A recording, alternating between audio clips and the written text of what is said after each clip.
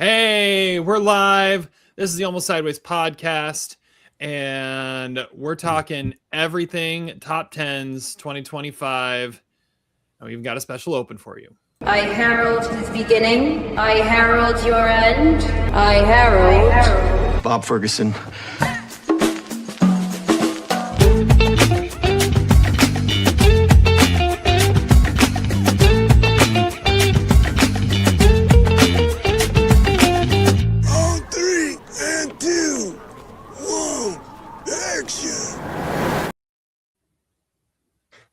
Wow.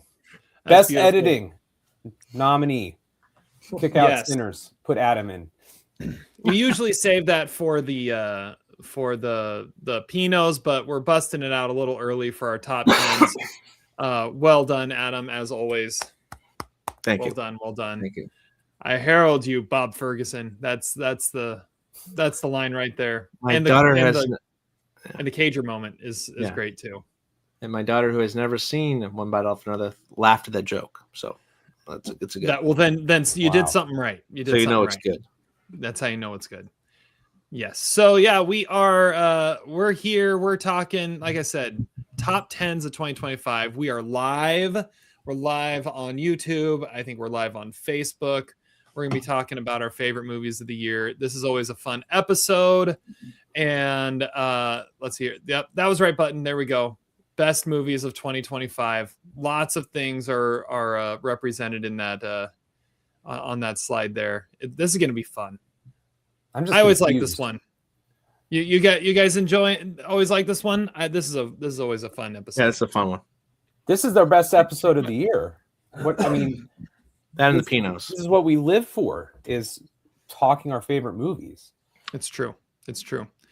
Well, we also live for talking our favorite drinks. What are we drinking today, Zach?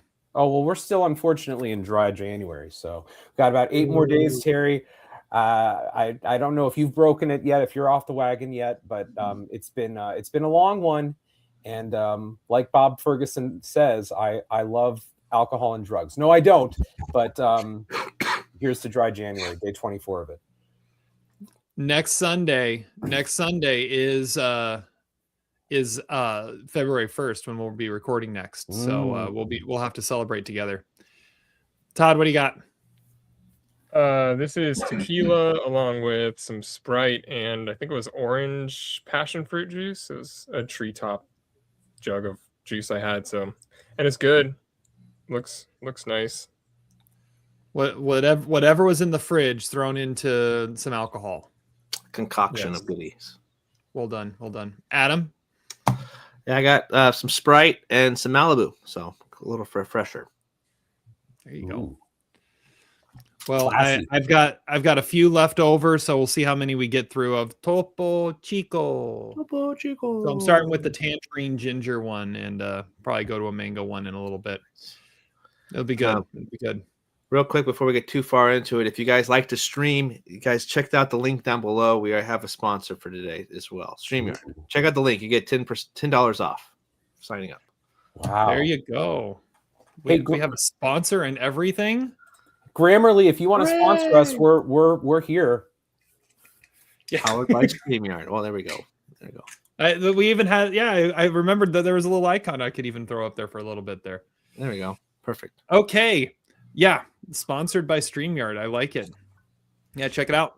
It's pretty cool. That the interface that we use is awesome. If you're doing any long distance stuff of recording, it's totally worth it. We're in 4 different houses and hearing each other like we're right next door. So we can use it. You can use it. Yes. That should be the motto right there. That's our If Dr. Adam can Pepper use jingle of our podcast. All right. Well, we've got a ton to talk about. This always gets to be a long episode. So let's get into it and start talking about the best movies of 2025. Before we get there, though, Todd, as always, you have to present us with your prop bets. Oh, wow. Yes. He has these. Okay. All right. So tell us what we got here. here. Almost Todd. as exciting as the lists themselves, if I'm being honest. This is really what you live for. All right. Well, some of these are already spoiled, but so I Yeah, I always have to come up with some things. They're mostly ridiculous. Some of them actually make some sense. So my first one is over under 27 and a half unique movies mentioned. So instead of saying like the number of number of Merlots or wow. like the number of overlaps or whatever, unique movies is a better way to put it. 27 and a half, I think, is a good number. Is that a new prop this year? DraftKings is also free to sponsor our podcast, but I can't remember putting any money on that in the last few years. It's a good one. We have over under 8.5 foreign films mentioned. I think Zach might cover that himself, but I thought that was still a pretty good bet. Over under 0.5 of Josh O'Connor's 4 big movies that came out this year, which I think at least some of them have seen all of them, but he had 4 pretty significant movies. Over under 2.5 times Zach uses a non-2025 movie hasn't seen, half of a film or a non-film on his list. A pullback from last year. 2.5 is too low. I mean, I'm saying it right now. That should be closer to 6.5. That's why That's too generous. I mean, I appreciate the respect, but let's we know who we're dealing with, okay? We'll see, but we're not doing a ton of honorable mentions, so that might be a solid number. Okay. Over under 3.5 times someone has to check the stove. That's just like out of respect. Over. Yeah. Over under 1.5 comments of outrage by Brazil. It depends on if any of us have their movies on the list or if we don't, and then if they actually catch on to that. Over under 10.5 live viewers at the peak. I think we're normally around that number. I can't remember exactly what we had last year. Yeah, we're about that time. Yeah. Over under 8.5 times Terry describes a movie as being fascinating. That's hitting the over. I think it's probably going with that over. With that intonation too. Does it have to be fascinating, or can it just that's be? usually what it is. Over under 3.5 times films are mentioned that we just watched in the last 24 hours. Ooh, I don't know about you guys. I've been cramming last me too. last day or so. So yeah, I think that's a decent number. I think I've watched. Let's hear. I've watched 4 in the last 24 hours. Yeah. So. But with rewatches and stuff, about 4. Yeah, I think I watched 4 as well. Holy shit, there's more. Over under 1.5 films on a top 10 and a bottom 5. Oh, now that's a good. Okay, that's a 10. 1.5. That should be 0.5, and I would take the over if it was a 0.5. Oh, okay. Yeah, but 1.5 is a lot. The heavy vig is on the under 1.5, so it's begging you to take the over. Okay, I see. Over under 14.5 times. Adam has trouble pronouncing a name. That's insulting, but I respect it. That's probably over under 4.5 F-bombs by Zach before seeing these betting lines. Now the numbers are skewed, so I had to put that in there, but I didn't know we were doing this like right off the bat. So that one's kind of dead. That's funny. Minus 300 that Zach saw the least amount of films. Terry's plus 150, Zach or Adam plus 500, and Todd plus 1 million. Todd shouldn't even be listed. I mean, that's I know. Nobody's betting that. Over under 70.5 for Terry's thumbs up percentage. He's usually between 66 and 75, so I think 70.5 is about right. Minus 1,000 that Terry has a secret list. That's obvious. Minus 800 that Adam has a tar pick, which of course is the movie that he saw like a while ago that he withheld his rating from Terry so that nobody knew that he had seen it. That's minus 800. I should bring that back. Over under 5.5 best picture nominees mentioned. I think 6 is about the max, and I think like 3 is about the min. So I didn't know where to put it. I should just put it at 5. And over under 179.5 minutes for the podcast. I don't know how long the top 10s usually go, but that seemed like a good number. Wow. Thoughts? It's a lot of work. What was the over under on how long it took you to come up with this? I mean, are we going, about 6 5 hours? minutes? Okay. This morning. Well, my mind is still kind of blown with the unique films mentioned. Is that the same as overlap? Because we usually do overlap, and now it's like my mind. It's like wow. Well, yeah, but then we never know. But then it's like, well, we have overlap, but then 3 people had it on the list, and was that 2 overlaps or 1 overlap? I decided to just like axe the overlap Merlot situation and just say unique films mentioned. That makes it a cleaner number. It's a very controversial move by the Academy. It's like having Anne Hathaway and James Franco host. I like the radical spirit, but I'm just confused. I don't know. 27. What does that mean? 27.5. You have to He take wants the he wants a over-under. curse I so mean, bad. so if Wouldn't we that all have mean 13 completely unique overlaps? lists, that's 40. Oh, So man. overlaps usually is like 8.5 or something, but then we don't know what overlap actually means. This is like when Time Magazine had you as the person of the year. It's just it's already I'm already lost over my head. It's going downhill quick. That is going downhill quick. Well, let's get into this, and we'll refer back to those prop bets often, I think. So before we do our top tens, we have to talk about the worst of the year. Get into the bottom fives. Zach got the most of our Oscar predictions, and so he determined the order. And what's our order again here? I believe it's youngest to oldest. I think it is Adam, Todd, me, and Terry. Oh, that's how we're doing this. A That's big what we're gap between Zach and Terry, right? Is that Of what you're course. saying? Yeah. Big gap. doing. Yeah, of course. Okay, so Adam, you're first. Give us your bottom five. All right, bottom 5 of the year. I'm going to go with a movie I saw on Netflix called I Hostage, where an Apple store gets hijacked. Interesting premise, but just felt the execution. Happy Gilmore 2. Oh, mean. Star Trek Section 31. It's horrible. The Electric State and In the Lost Lands. So a lot of Netflix on there. At least 3 Netflix on there. Okay, and that was 5-1, right? Mila Jovovich and Dave Bautista's. Yeah, 5-1. Yeah. What was number 1? In the Lost Lands. It's Batista and Mila Jovovich. It's like the Oh, guy so who made. you already mispronounced one, Todd. Yeah, Mark it. we got a What did I say wrong? Jovovich, Mila Jovovich. Okay, well, okay. Anyway, Paul W.S. Anderson directed movie, so you know it's gonna be bad. And George R.R. Martin property. So Game of Thrones guy. So All right, Todd, bottom 5.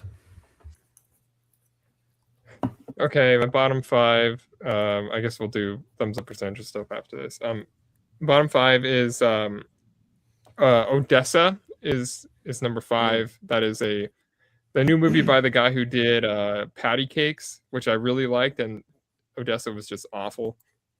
Love Me, which was a movie I was really looking forward to. That was the one with Stephen Yeun and Kristen Stewart playing a satellite and a buoy, and it ended up being unwatchable. Oh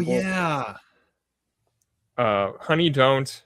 I mean, I don't think we need to talk about that movie again. It was awful. Hurry Up Tomorrow is a truly terrible movie. And although that's kind of the way I feel right now because I want to watch the Seahawks game. And my worst movie of the year, obviously the worst movie of the podcast era, is Fantastic Four: First Steps. Wow. Well, so now maybe that 1.5 on both lists. I mean, we could see a couple. I mean, that's interesting. I think some people on this podcast really liked Hurry Up Tomorrow. No, I'm thankful I didn't see it. I didn't see it either. By the way, Todd's mention of the Seahawks game, I forgot to mention, we're recording Saturday, January 24th, 2026 at 5 p.m. Pacific time. Those that are live know that. People Those that are listening watching later live don't. know that already. Yes, they know that. Oh, and this is episode 356. 10.5. Yeah. I wanted to just shout that out for our listening viewers. Yeah, that's a thing. Listening viewers that might be listening later on. Is one of them your wife, Terry? Probably. Okay. I also want to shout. Maybe I told my dad to watch that. This was a Christmas gift from my dad at Christmas. It's about 2 sizes too big, but I'm enjoying it very much. Not that you can see it very well. Okay, so it says watch. Is that how you know that the dad bought it? Is when it's 2 sizes too big? Yes, and when it's like white. Okay, worst movies of the year. I mean, it's hilarious because I haven't heard of half those movies that you guys mentioned. So I guess I'm happy to be in the minus 300 as the guy who sees the fewest movies. Number 5 for me is Death of a Unicorn. Awful. Oh. I mean, unicorns should never die in the first place, let alone have Jenna Ortega and Paul Rudd try to resuscitate them or whatever the hell they were doing in that movie. Do you guys remember that movie? That was like a thing we reviewed. Yeah, once. Pretty bad. Yeah, It like was Will in my Poulter in it. bottom 15. Number 4, The Monkey. Now, I really don't even remember this one. I think it was the one with the monkey doll that came to life or something, and there was a Stephen King adaptation. Whenever it started up, and weren't there twins died. in it? Not the twins were not as well. Michael B. Jordan playing James, twins, right? Yeah, Michael B. Jordan's better as twins than Theo James. Number 3, it's my The Long Walk. So we have another Stephen King entry on this list. That movie sucked. Although I have always wanted to see people shit their pants while walking. Number 2, The Alto Knights, continuing the theme of dual performances. I think this is, though, the most admiration I've ever had for a movie on my bottom 5 list, because out of its sheer awfulness, I do want to watch it again. I would love to watch it again, actually. So maybe it shouldn't be that on my bottom 5. Number 1, with a bullet, is obviously The Running Man. That was just cinematic garbage extraordinaire, and a traumatizing experience. I still feel bad for Amelia Jones.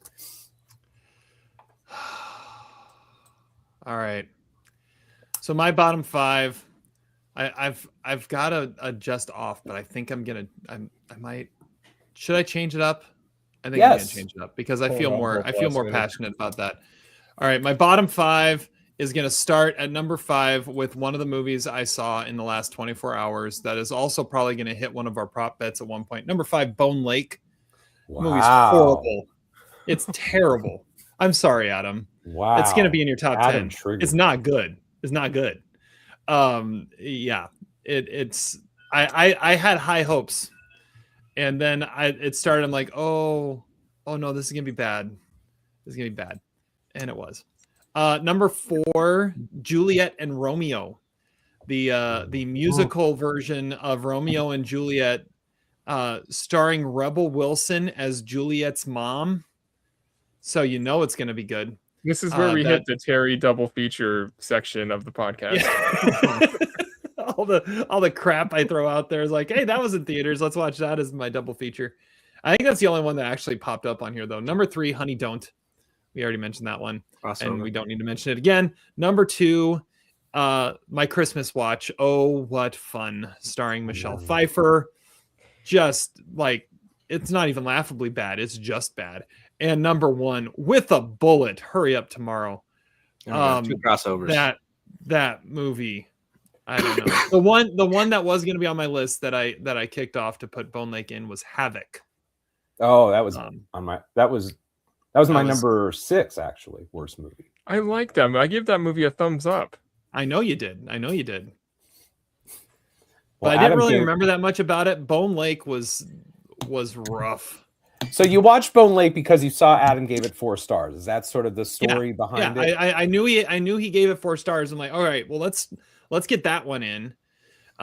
Actually, I put it on a list of my wife picked it. I put it on a list of here's the possible movies that I could watch to get in, and she goes, that one sounds interesting. So I threw that one in, and then it was that. So, well, you didn't understand it, man. Yeah, so much to understand. See, Todd, this is why we need like another prop, like a shots fired prop. Just someone says something outrageously offensive about someone else's movie taste, and shots fired. That's like at least a 13. When only 2 of us are drinking, it's not as fun. Yeah, this is true. That's fair. Less shit giving. Yeah. All right. Wait till the Pinots. Okay. Yeah. Let's move on. Let's get into our list. So we're gonna get into our top 10 now. Starting with number 10, when you give your number 10, give your stats of the year. How many films you've watched, how many thumbs up you've given, and your thumbs up percentage. That's all of them, right, Todd? Yes. The movie's missed. Okay, and then we'll take a break halfway through to reveal the wives lists, which is always a highlight of this as well. All right. Yeah, but the movies you haven't gotten to yet, right before you say your. Oh yeah, and the movies you haven't gotten to. Yes. Okay. So I think we're back to Adam, number 10. All right. Oh, that was the wrong one. I hit the wrong button there. That was the wrong thing. Hold on. I made a mistake here. Hold on. I was supposed to be a ticker. There we go. Scroll across the bottom. Make it a ticker. There we go. There we go. All right. Cool. Adam, it's all you. All right. I saw 121 movies. about 100 of those are like from the last like 2 weeks. No, anyway, 121 movies, 76 thumbs up. So give me a 63%, 63%. I don't know. I think I'm getting older where I was like liking a lot more weird shit. I guess I don't know. I think of 4 big movies that I just looking at the Pinot ballots and stuff. I'm like, I need to watch this performance. I need to watch this one. No other choice is things. I'm hoping I can get to it before next weekend. Sentimental Value is the other big Oscar player that I haven't seen. Sorry Baby is another one, and Magazine Dreams. I think that's the 4. You never saw Magazine Dreams? Nope. I started on an airplane, but then I realized this is probably not a good airplane movie, so I turned it off. Wow, that's an Adam movie if I ever saw one. Okay. Yeah, so I need to watch that. Yeah, so my okay, we're talking about toughest cuts. Oh yeah. Should we save toughest cut to the end? Like as a last honorable mention. Yeah, let's save it for the end. That's a good idea. Save for the end. Save for the end. Save for Splashdown. All right. So number 10 here. I've my 10 and 11 kind of go hand in hand because I've done a lot of rewatches over the last week, but there's been one kind of weird, trippy movie that has been on my mind for ever since I saw it, and I've never really connected with this director too much. But number 10 for me, I just can't. I can't stop thinking about it. It hit with me. Begonia. I'm putting Begonia on my list. This movie is nuts. Wow. And I think, and it kicked off a 4-star movie. I'll just spoil it there. But Begonia, that movie from Yorgos Lanthimos is, I really like Killing of a Sacred Deer. I think that's a really great movie. This movie with Jesse Plemons and Emma Stone just hit me at the right time. And I like the ending. I think both the movies, I'll talk about one other movie I'll talk about later. The endings is what's so outrageously kind of like violent in a sense that kind of connect with me. And that's kind of what makes it an quotes Adam movie. Those crazy bonkers kind of things that do happen that don't make any sense may not be great. But I also really like the character of Don. I think we'll probably talk about Don in a couple weeks as well. I think he's just a fascinating character playing Jesse Plemons' brother, Aidan Delvis. But yeah, this movie was just a fun trip of a film. Streaming on Peacock, so that's where I watched. I wish I would have saw this in theaters, but this is probably my favorite Yorgos movie since The Killing of a Sacred Deer. Can't stop thinking about it. I'm looking forward to doing a rewatch of this one. Yeah, so Begonia. All right. It's a strong start. Yeah, it is. It's a good start. Oh wait, no, that was the wrong button. That's right button. I think I told Zach I put that at 60-1 to be Adam's number 1. So I think having it on the list, I think I'm pretty proud of that. 60-1. Could be. All right. Well, there we go. We are off and running. And okay. Do we also want to explain, because we forgot Merlot's? So apparently, this is the only time Begonia is showing up. But explain Merlot's, Terry. Okay, yeah. So if someone shouts Merlot as soon as a movie is revealed, that means it is showing up later on their list, and we're tabling discussion on that movie. Yep, there's the Merlot.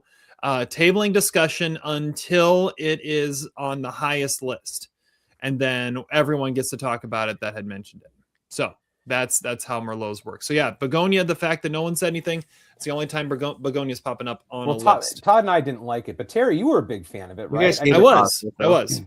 It didn't make my list, but that's what you call a unique pick, Zach. Just a clarification. Okay, so we're up to 1. We're going. We got one. We got one. We're 26 and a half down. That tally. Keep the tally. All right. Moving on to Todd. Todd, your number 10. All right. I saw 196 movies, which is down from 210 in 2024. I knew that was unsustainable, that 2024 number. Take a break. But 96 of those are thumbs up, so a 48.98%, which is actually down from 54.29% in 2024. So I don't know what that says. Maybe I'm just a little more critical this last year. Movies I haven't gotten to yet: Dead Man's Wire, Eternity, Goodbye June. Dead Man's Wire is a 2026 movie. Oh, that's. I don't. Yeah. Is it? Yeah. I checked. I checked. I could not find a release date in 2025. Oh, okay. We'll scratch that. So Eternity, Goodbye June, Zach. Nuremberg, Pillion is probably the one that I wanted to see the most. That it's just not available yet. Predators, Rental Family, Resurrection, CC Road to Revenge, Song Sung Blue, and The Voice of Hind Rajab. So going into my number 10 of the year is directed by Bing Liu, and it's called Preparation for the Next Life, which is it just recently, like yesterday, popped up on Prime. It's I mean, after Minding the Gap, I knew Bing Liu was going to make a great narrative feature one day, and this is his first one. His next movie was another documentary called All These Sons, but this is a narrative feature about a migrant in New York named Aisha, played by Sebiye Betiar, and she works in like kitchens and stuff just to get by, and then she suddenly has an opportunity when this soldier, played by Fred Heckinger, his character name is Skinner, comes into her life, and they sort of fall for each other. He's got PTSD, so there's a bit of like danger in the whole relationship. And the movie is really unflinching. It doesn't shy away from tough subjects or feelings. It just shows these like really two flawed human beings and the connections that you can make with somebody when you're at your most vulnerable. And there's not any sentimentality in this other than the initial like meet cute thing. But it's also Bing Liu. So, I mean, he makes it intimate and emotionally resonant, even if you can't really relate to the characters and their situations. But he also makes it just stunning to look at. The performances are amazing, especially Betty R. She should be getting a nomination from us in a couple of weeks. Bing Liu will win an Oscar in the next 10 years. I called it first. I love this movie. Preparation for the Next Life. Everyone should see it. Nice. I just had seen that pop on somebody else's list too, so I got to watch that one. So I was cramming, like this was a final exam as well, and I was about to watch this movie. It was down to a couple hours before this. It was this movie versus a French movie, and I got to be true to myself. I chose the French movie, which will not appear on my list. But I was pleased to see that on Amazon Prime, and I will definitely get to it at some point. I know Todd has been. Yeah, I think I mentioned it to you at one point, Zach. I asked you if you had seen the Bing Liu movie, and you're like, I'd never even heard of it, but it's now like available to watch for free, but for people, because at the time I think it was still like a $7 rental or something. All right, very good, very good. It is now time to move on to Zach. Zach's number 10. Okay, so I've done some watching movies this year, but apparently not enough watching movies. I think Todd's minus 3,000 is right on, because I watched exactly 104 movies this year, which I think is a nice number because that's 2 every week.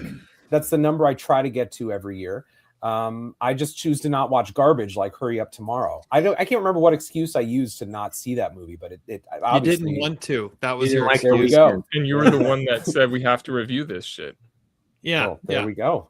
Nothing but if consistent. Okay, so I had 104 movies, 51 thumbs up. So I'm under 50%. I don't know what that is, Terry. It's like 48% like or something. 49-ish, 49.1.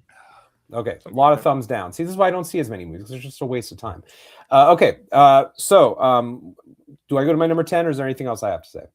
I think you're good to go to your number 10. Movies you haven't seen yet.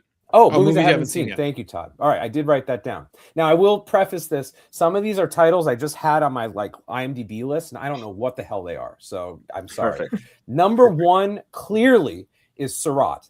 Surratt came to Kansas City for like a week, and I thought, I'll have time to see it. No, thank you, Neon. Screw that. I really wanted to see Surratt, and of course, it's not streaming anywhere. So that is number 1, high above. But here's some of the others. Obviously, Preparation for the Next Life, Resurrection, Palestine 36, Voice of Hind Rajab, something called The Mysterious Gaze of the Flamingo. Maybe it had a cool poster. I don't know. Broken Voices, don't know what that is. When the Light Breaks. Okay, here's a good one.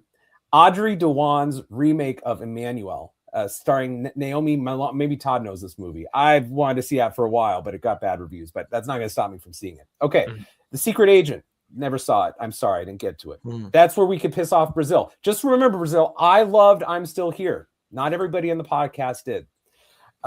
Henry Fonda for President, My Undesirable Friends, which apparently Todd saw. Sound of Falling, A Sad and Beautiful World, and my number 1 most anticipated movie of 2025, the Dardenne Brothers' Young Mothers, which makes this list sort of invalid, or at least it gives it a asterisk. But is it going to be a 2025 movie, though? I mean, That- I'm the one on this podcast, according to our prop bets, that doesn't follow the year's guidelines. So I don't that's care. very fair. Okay, my number 10 movie. It's a movie I saw this summer. It is by a first-time director. This might be a recurring theme on my list potentially, is first-time directors, although in this case it is a actor turned director. We've seen this actor pop up several times in our movie reviewing, most recently from our fabulous 2025 deep dive of Junebug. Listen to it if you haven't listened to it. See it if you haven't seen it yet, Adam. My number 10 pick is the directorial debut of M. Beth Davids, and the film is called Don't Let's Go to the Dogs Tonight. And this is an adaptation of a memoir by a journalist named Alexandra Fuller, who grew up in Africa. More specifically, she grew up in Rhodesia, which I believe is now Zimbabwe. And it tells the story. She grew up, she was a little white girl, and in the movie, her name is Bobo. And she grows up on this farm among parents who are very resistant to Black liberation. And they're very fearful because Robert Mugabe has just been elected president. This is like a visually spectacular movie. You would not assume that this is by a first-time director, an actor turned director. And Beth Davids, I think, is a legitimately great director. Like, she has a great eye for cinematography and cool shots and transitions. So there's a lot of kind of experimental stuff in the movie too. She's also in the movie as Bobo's mother. And this is not like the Miss Honey, Madeline art dealer shit that she normally plays in movies. She's like a badass who executes a snake in the first scene. She is like a rigid, raging alcoholic with a machine gun. She's awesome. The movie is kind of like the Florida Project. I compared it to the Florida Project meets The Zone of Interest. Don't ask me how, but it just kind of is. And it just works. It's a great coming of age movie. And it tells a really pertinent story about basically when a white child realizes that they're growing up in a racist society. So I think it has a lot of resonance today. And it's just a really, really well done movie. So I would check it out. It kind of snuck past a lot of the critics this year. It has a weird title. I get it. But it's definitely worth checking out if you get a chance. Don't Let's Go to the Dogs Tonight. It's a mouthful, but it's worth watching. Comes to Netflix on Thursday. Oh, There we there you go. So watch it before the Pinos. Yeah. Pinos in 2 weeks, by the way. I don't know if we actually shouted that out, but we got the Pinos coming 2 weeks from tonight. Same time, same channel. Yeah, I remember when you talked about this when you first watched it. How many 4 stars did you give this year, Zach? Oh, that's a good point too. I gave out the most 4 stars, even though I have a majority thumbs down movies. I gave out the most 4 stars since 2004. Like, I saw a lot of great movies, and my total number is at this point 13.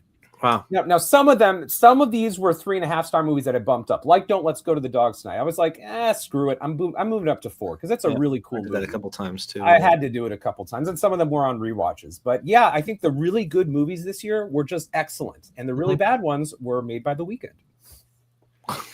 Yeah, I gave my most 4 stars as well. I have I'll get to mine here in a sec, but I have the least amount of 4 stars I've had since 2018. Wow. This year. So like 16, 30. Ha ha ha ha. All right. Well, let's get to mine then. Okay. So let's see here. Now I've got to talk and I've got to navigate here. Okay. So I'm not going to go to it because I already typed it in. So I didn't have to type it while I talked. Stats. That's first. So I have seen last year I saw 111 movies. It was the first time I'd ever gotten over 100 by the time we did our top 10s. This year 112. So I was right. My minus 300. Zach hit on that. Closer than 112 2025 movies. I gave 73 thumbs up. That puts me at a 65.2 thumbs up percentage, down from 68.5 last year. So wow. So Adam had the highest percentage. So I had the wrong shout out in my odds. Well, I had 63%. Yeah. Oh, 63, and then 66. 63. So I also I rate my movies on a scale of 100, and I kind of apply the stars to that. If it's an 80 or above, it's a thumbs up, and if it's a 90 or above, it's a 4 star. My average rating for the year across 112 movies was an 80.99, and that was down from an 81.9 last year. So I guess I was a little more critical this year than in years past. Movies that I missed, that a lot of the same ones that you guys have been saying. Surat was the biggest one that I thought of. Resurrection, I heard mentioned. which is coming to Criterion. The Criterion's releasing it. I saw like in April, so that'll be cool. And all of the documentaries. I didn't get to a single documentary in 2025. So same thing happened last year. I think last year I saw like the day before in my cram, I saw Will and Harper, and it was the first documentary I'd seen of the year. No documentaries this year. I don't know. I just don't get to them until they get nominated and it gets 10 years out, and then I watch them on my Oscar watches. Looking forward to that. 10 years. Yeah. So I gave out 10 4 stars this year. So it made a really easy top 10, which I mean, we'll get to toughest cut because there were one or two that I really wanted to squeeze into my top 10, but they were 3.5 star movies, and I couldn't really argue with the fact that they were 3.5 star movies. So with all that said, moving into my number 10, my number 10 is Sentimental Value. Anything? Nothing? No one? No one saying it. Wow. Bueller. I thought that might have been a Merlot. Okay, yeah. So Sentimental Value, the Joaquin Trier movie, it got a lot of love at the Oscars this last week at nomination time. It's just a really beautiful story of a father trying to connect with his daughter, and they're too much alike, and so they can't connect with each other. And he writes a movie that he wants her to star in to try and make it happen. And Renata Reinsve, Stellan Skarsgård are the mother and father, or no, mother and daughter and father. Good grief. Yeah, that's the combination. Elle Fanning is a world-renowned actress who's trying to live up to what Stellan Skarsgård wants his daughter to be. And Inga Ibsdottir Lilius is the one that steals the show. She is the other daughter. And I was blown away by her, and I'm so glad she got the Oscar nomination.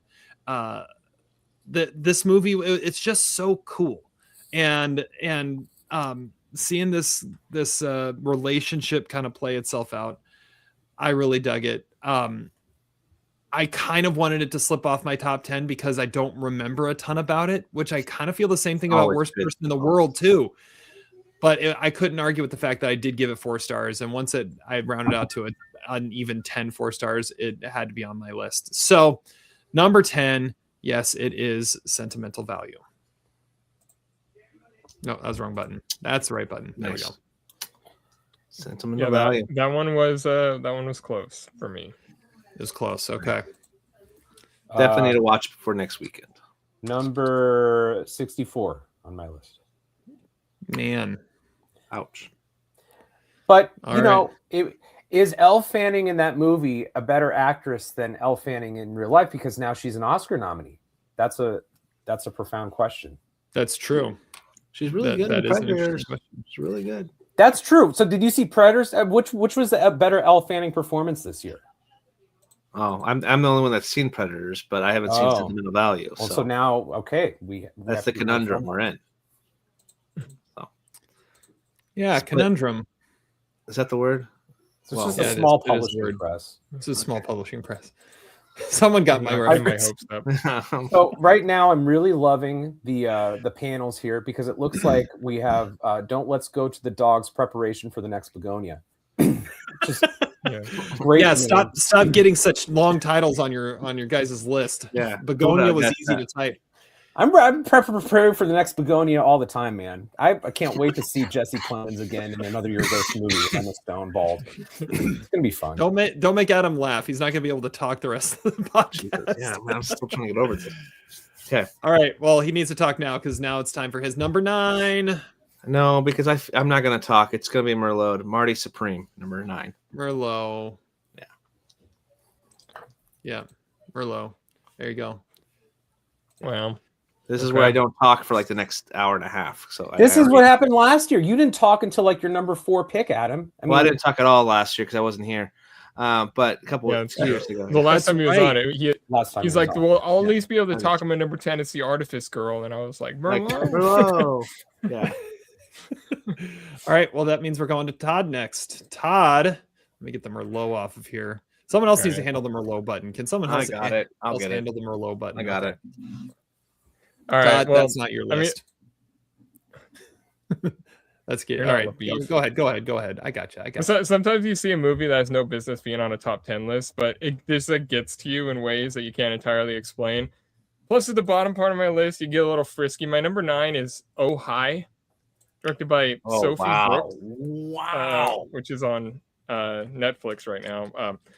Yeah, I mean, I stopped caring about being sophisticated on my list. I just went with my heart. This is about Iris and Isaac, which are Molly Gordon and Logan Lerman. And they're a new couple. They go on a weekend getaway in a romantic farmhouse out in the woods in New York. And then in an uncompromising situation, Isaac says he doesn't want to actually be in a relationship. And then things really unravel there in like hilarious ways. Molly Gordon is amazing. She rarely ever gets the chance to be the lead. And this is the perfect use of her talent. She's a co-writer on this movie as well. Logan Lerman also has a different range here than I thought he actually had in him. He's got like a smolder to him. I was like, that's the kid from like Perksby and Wallflower. That's kind of weird. But they're an adorable pair. And the situation is extreme, but it's absolutely believable because they treat it believably. And it gets a little funky in the last act, but not really in a bad way. Those side characters are Geraldine Viswanathan and John Reynolds, and they are absolute highlights. They're awesome when they come into the story as the friends of Iris.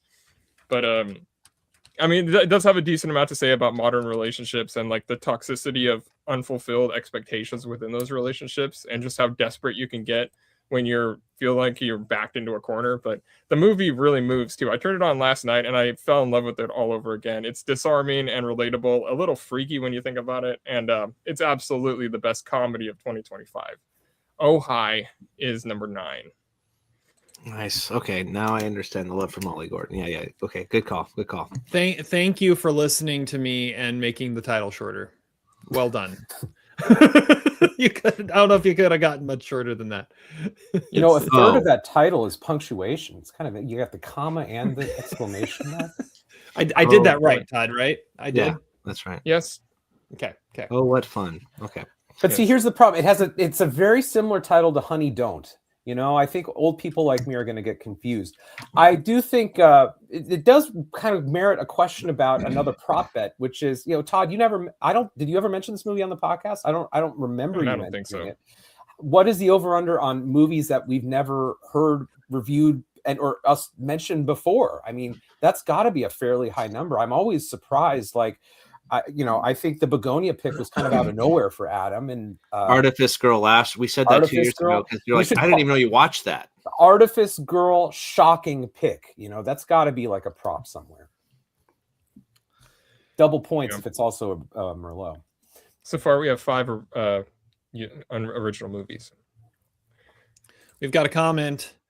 Game Freakness says, will Black Phone 2, Superman, or Fantastic Four be on the list? Oh, Fantastic Four was already mentioned. It's on a list. It's on a list. It might be on another list. Superman will probably be the closest one on my specific list, but doesn't quite crack the list. What? So Superman's good. Fantastic Four was a 4-star movie, Adam. Out of reluctance to your guys. Out of reluctance. Oh, that's right. You did it out of spite. We kept moving down after Gilmore 2. I said, you know what? Screw it. 4 stars. Oh, yeah. It's good. And I even said it's gonna be my number 4. Watch it. Yeah. Like, I see what you did there. Always a great preface to a 4 stars when you say screw it. Screw it 4 stars. Always a great sign. Well, that's how you preface all of yours, Zach. Oh, I'm not defending myself. Nice. All right. Well, defend your next pick. Number 8 or number 9 for Zach. My number 9 is, I believe, a movie that only I have seen, although I'm going to look on our... I don't know, Todd, I think, recently checked it out. Okay, very good. All right, I think I mentioned it to Todd. It is a movie that I only heard about in the last couple months here. It is streaming on Mubi. It is called Familiar Touch. And it's a movie that is, I believe it's a first-time filmmaker. Her name is Sarah Friedland. I listened to a really good interview with her. She's a former choreographer turned director. And this is a movie starring an actress named Kathleen Chalfant. She plays Ruth. And at the beginning of the movie, we see Ruth. She's about, I would guess, late 70s, early 80s. She's in her kitchen. And this movie has a great first scene. It looks like she's making something delicious. A guy comes into her house, and we can start sensing very subtly but distinctly that something isn't quite right with this woman's mind. And we learn later that she is actually suffering Alzheimer's. And early on in the movie, we learn that the man is her son, and he's actually transporting her to the nursing home where she will potentially live out the rest of her days. And yes, this is another movie that, not unlike The Father or Amour or Vortex, is about sort of mental and physical deterioration. I think what makes this movie stand out, though, is that it's not as heavy, I would say, as Vortex or The Father. It's actually a fairly light movie that has some moments of humor in it. And credit goes to Kathleen Shalvon. I think she gives one of the best performances of the year. She's going to be on my Pinot ballot. She plays this woman not as someone who's a victim or who's suffering, but someone who's really lively and still actually has a lot of her mental facilities. They're just kind of placed in the wrong areas. We learned that she was a great chef in her life. She actually published some cookbooks. And there's a wonderful scene in this movie where she actually goes into the kitchen of the home that she's living in, of the facility, and she takes over the kitchen.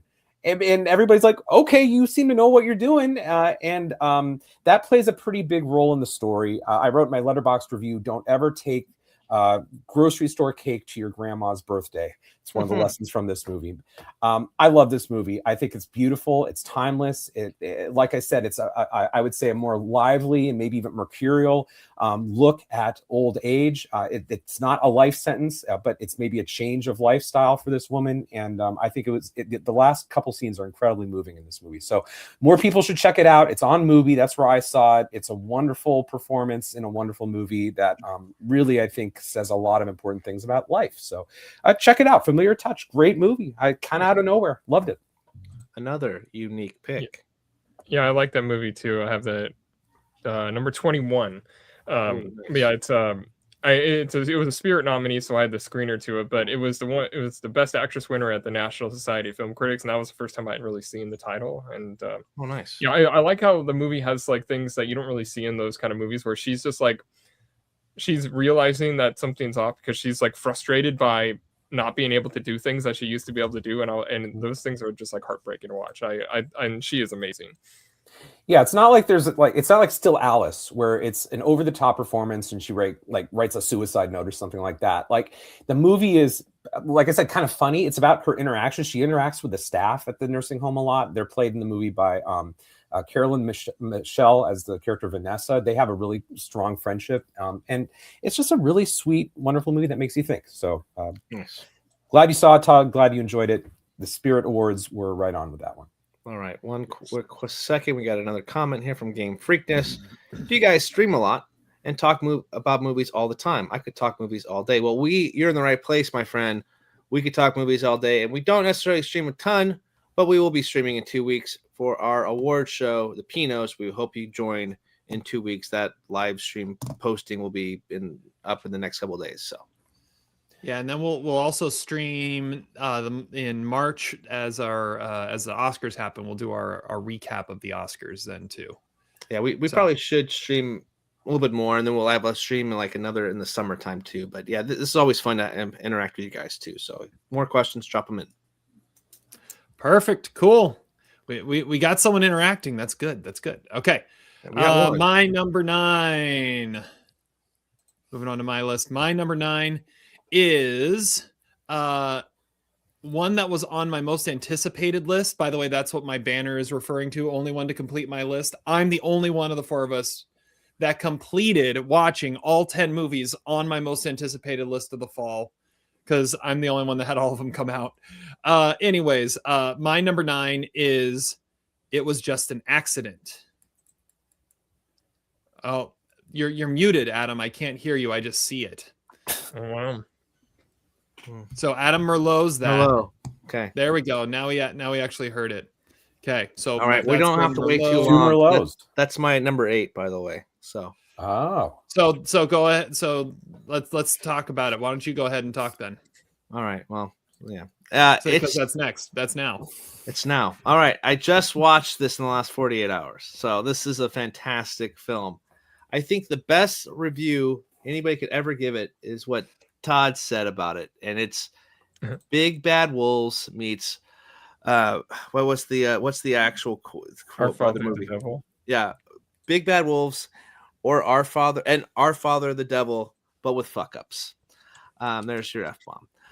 That is a great comparison. This is such a fantastic film by Jafar Payani.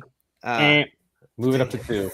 Well, it's my first film from him, and he's a he seems to be very really good director, and this script was deserving of the Oscar nomination as well.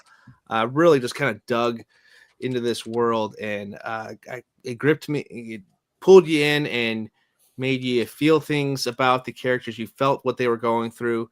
You wanted to go on this journey, and you can see the kindness behind each character, but also the conflict they were having in the situation too. It leaves you with this feeling of dread, with just some amazing sound design of a prosthetic leg. Fantastic stuff. And one of my favorite supporting performances. Oh, great. Here we go. Okay.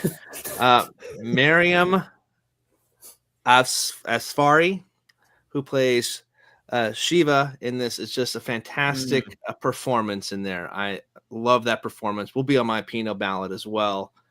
And this will be nominated for the script. This is just a fantastic film. Go watch. It was just an accident.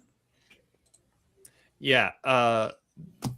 Like I was saying, it's number 9 on my list, and let me get back to my list here. There we go. Yeah, I agree with what you said. What I like about it is it's actually pretty funny too. Mm-hmm. Like it is a quirky movie, and it at times like I was trying to describe it to my wife, and I said something like, think like this revenge movie mixed with like Little Miss Sunshine. Because they all just end up going around this town in this bus, not knowing what they're doing. And but it also like it grips you. It has a couple scenes in there that are these prolonged takes that just keep going and get uncomfortably like tense because you can tell that the camera hasn't moved. And the last shot is just brilliant. So yeah. I loved It Was Just an Accident, and it was definitely going to show up on my list for sure. Yeah. Yeah, I think we're all fans of it. We all gave it thumbs up. It's number 28 on my list, and I think it has a killer opening scene and a great end scene. Yeah. And there's some good scenes sprinkled in the middle. Killer. Funny. What's kind of strikes me about it is I saw this movie right around the time that Terry assigned me Incendies. Ooh, and there's yeah. a lot of parallels between this movie and Incendies. Like I can't remember which one I saw. It was like within days of each other. I was like, is this the same movie? But I love the Little Miss Sunshine compare. I had never thought of that before. I don't think there's the grandpa swearing or anything, but there's there's somebody swearing though. There's a lot of swearing. Yeah. Definitely trip to the hospital like there was in Little Miss. That's true. That is true. That is true. All right. Well, cool. We're knocking them off the list here, Todd. Where does it rank on your list, Todd?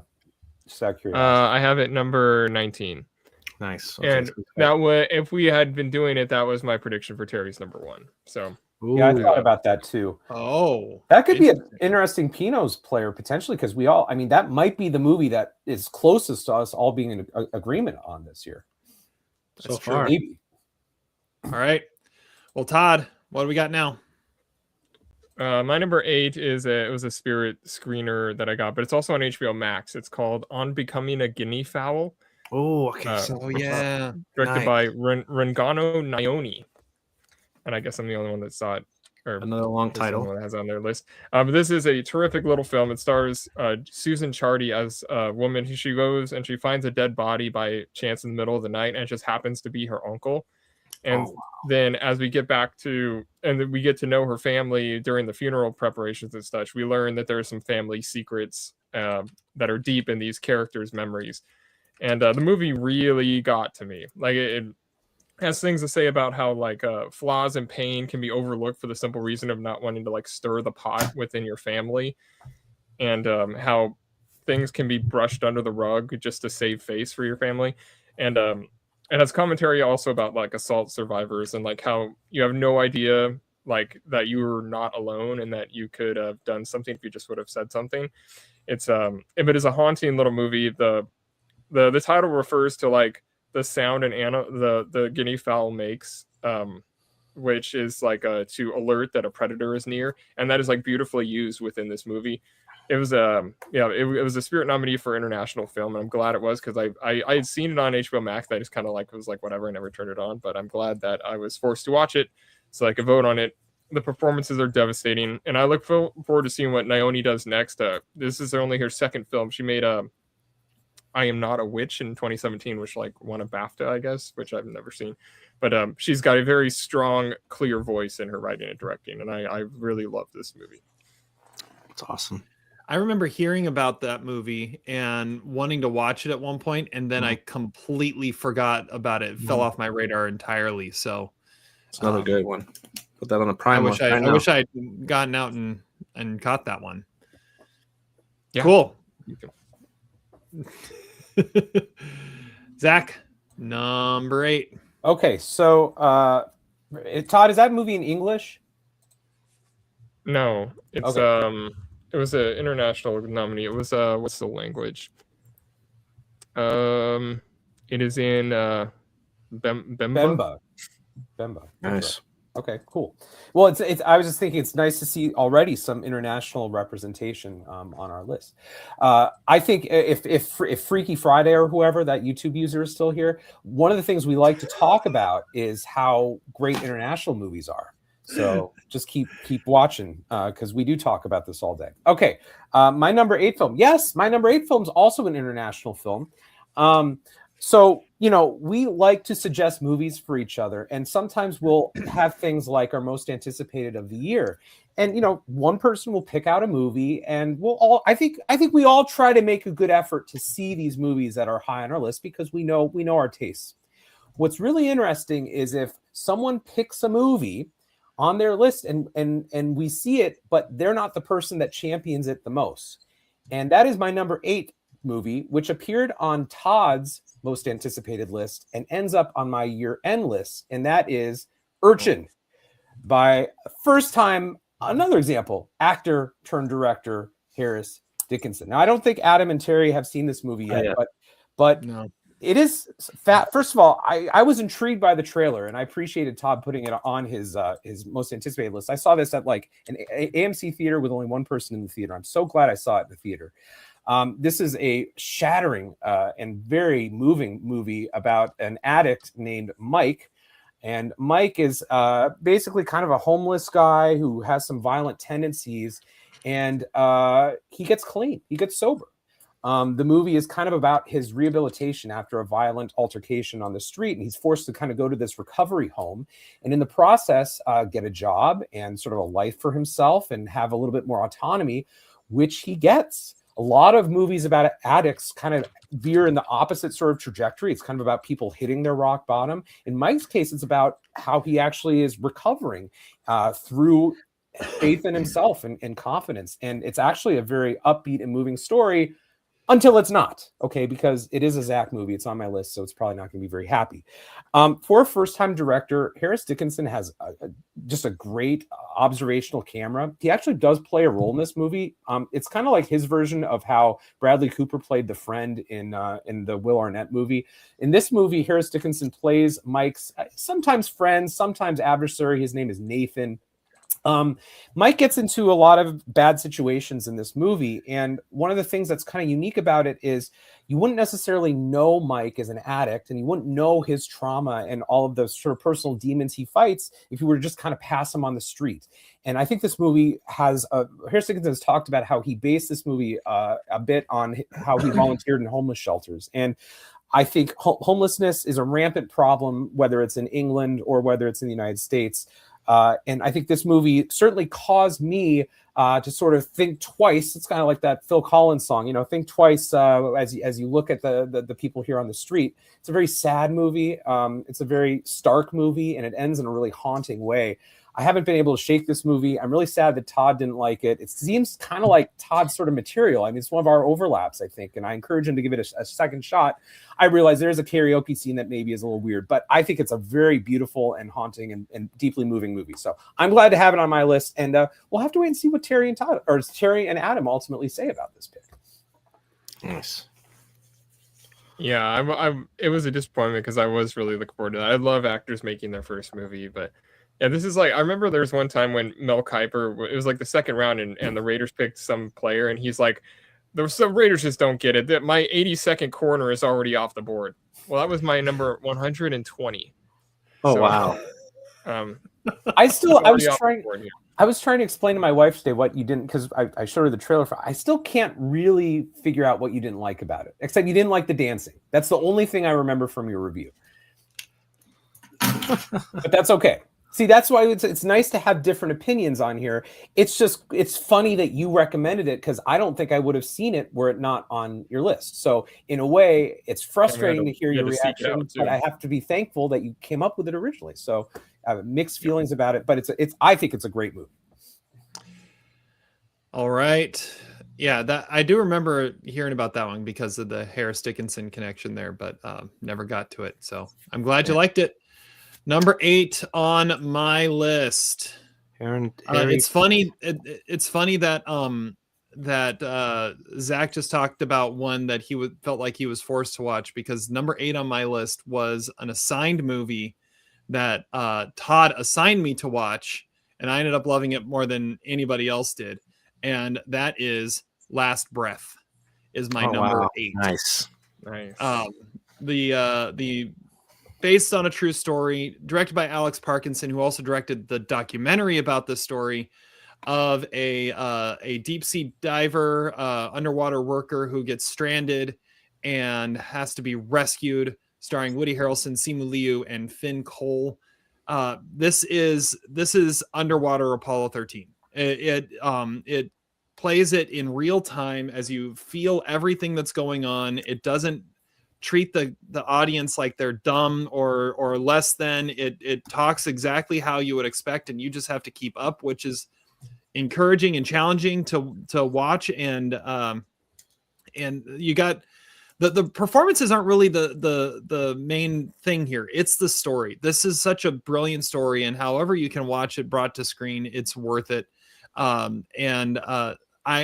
This is one I want to see again. I watched this movie on my phone while I was driving, or while my wife was driving. We were going from Portland to it was like, Portland. wow. We were taking a drive from Portland home, and I was like, I got to get this movie in before we record in a couple hours. So I sat there and watched this on my phone, and I was like, that's one of the best movies I've seen all year. And I want to actually, watch it on an actual screen at some point. So that's crazy. I saw it on the big screen. That was part of the main appeal, was like, because that movie looks amazing, especially the underwater stuff and all that. It's but yeah, that's awesome. You watched it on your phone. I don't think you said that when you reviewed it. I don't think I did. Yeah, I watched it on my phone. But one thing I'll say about watching stuff like on your phone and things like that is, if you can plug in with your headphones, and it immerses yourself in the sound so much more than anything else, and that almost makes it worth it to not have the bigger screen. I don't know. I would almost prefer like the headphones to anything but the theater. Mm-hmm. Yeah, he's wired in. I'm fascinated about the driving. First of all, texting and driving, a Pinot film is just a terrible or amazing, I don't know, or somewhere in between. I'm curious about the dynamic of your wife driving, but you watching something on your phone with headphones. With probably the kids in the back. Yeah. The kids weren't in the car. I don't remember why the kids weren't in the car that time.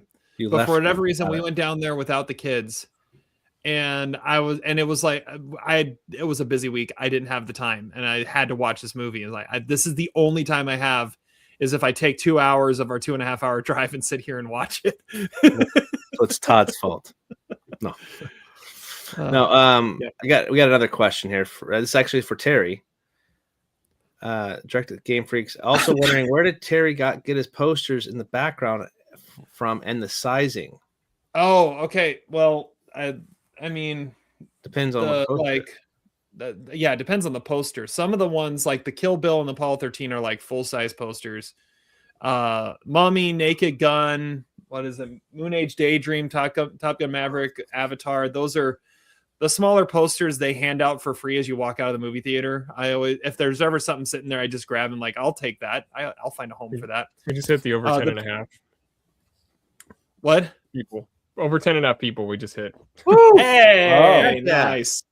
And then the big posters are old. They're from, well, I think Todd, I think you gave me Apollo 13 at one point. Okay, and that's in a frame. That was a gift. But Kill Bill, and then I've got some others that are actually on the ceiling above me that back in the day when like Hollywood Video and places like that were going out of business, there was one that had just like a crap ton of posters and they were selling them for like 50 cents a piece. So I snatched up as many as I could. It was a Movie Madness. That's right. You got a bunch too. Yep. Yeah. Nice. Anyways, good question. That's a nice little DVD available on such and such a date. Yeah. Yeah, available on DVD. Yeah, that's on a lot of these. Yeah, I've got Almost Famous right above my head right here, and it says at the bottom, available on video and DVD. Video and DVD. Yes. We're old. We're old. All right, it's time to move on to number 7, and that goes to Adam first. All right. This one was actually originally a little lower on my list, if I'm being honest. Movie that will be Merlot. I'll just pop it up now. This is Nouvelle Vague. Merlot. Yeah. Oh, I didn't I didn't post it, but yeah. Well. Yeah. This is a great movie. We'll talk about it in a second. Yeah. I like when you know who's going to Merlot it too, because you knew that Terry was going to Merlot Marty Supreme. Yep. We should get personalized Merlot. I know, like personalized Merlot, like sound bites or something. I like it. All right. That means we're moving on to Todd. Todd, number 7. My number 7 is it's 28 years later. Directed by Danny Boyle. Wow. Currently on Netflix. This movie is amazing. It's of course the third entry into the 28 years saga about the rage virus. This one takes place on the British Isles, which is currently one of like the only true uninfected survivor quarantines. And Alfie Williams, the main character, he's Spike. It's sort of a coming of age movie because he's forced to fight for himself. And when some bad stuff happens and he needs to take care of his sick mother and find this potentially crazy doctor, played by Ray Fiennes. And and there's also these like roided out zombies called the alphas that are like the monster predators that are just insane. And the movie has more action than the previous entries, sort of, but it does have some cool zombie kills and all that, and it's like spines getting shredded out of their bodies, but like most of it's about dealing with like trauma and grief. And it's also about like how evil humans can get in the most dire of times, which are similar things that the writer Alex Garland got into in Civil War. There's some characters that are introduced in this that remind me a lot of like things that you encounter in Civil War. And I mean, yeah, it's probably more brutal than the previous two, but it's definitely outdone by the one that just came out. But there's just so much depth in this storytelling, more so than I thought was going to be possible. Like Danny Boyle taps into a little bit of what he does in like Slumdog Millionaire, and like showing this like fight for survival through the eyes of a young person. But this is like a better movie, and he makes it even more relevant than that movie was. And this is one of the best zombie movies ever made. And that's my number 7, 28 years later. Cool. That's so good. That's in my top 25 as well. That's a good movie. Really good movie. Cannot wait to see the Bone Temple. Yeah, I can't believe you haven't seen it yet. I did not see that coming. Sick. I'm surprised, but that I'm so happy. I'm 0 for 4 with Todd movies. I haven't seen any of these. I've seen 2. I've seen 2 to stream. So I've seen 2 now. You almost turned one on. That's true. I was close. I thought about it, then turned it off. All right, Zach. Okay, my number 7. Yeah, we're on number 7. 7. Okay, yes. Okay, well, this is a movie we reviewed back in whenever, and we all like this movie, so it could be Merlot. We'll see. It is a little movie called Relay. Is this going to be Merlot? Because we all liked it, although I don't think Adam saw it. Wow. I saw it. Yeah. Oh, you did? Okay, cool. Yeah, well, Relay is an awesome movie. We all liked it here on the podcast. It is directed by the Hell or High Water guy, David Mackenzie. I look at his picture on IMDb. First of all, I didn't realize he was British. And second of all, he is wearing a nice Bud shit kicker hat, which I really appreciate.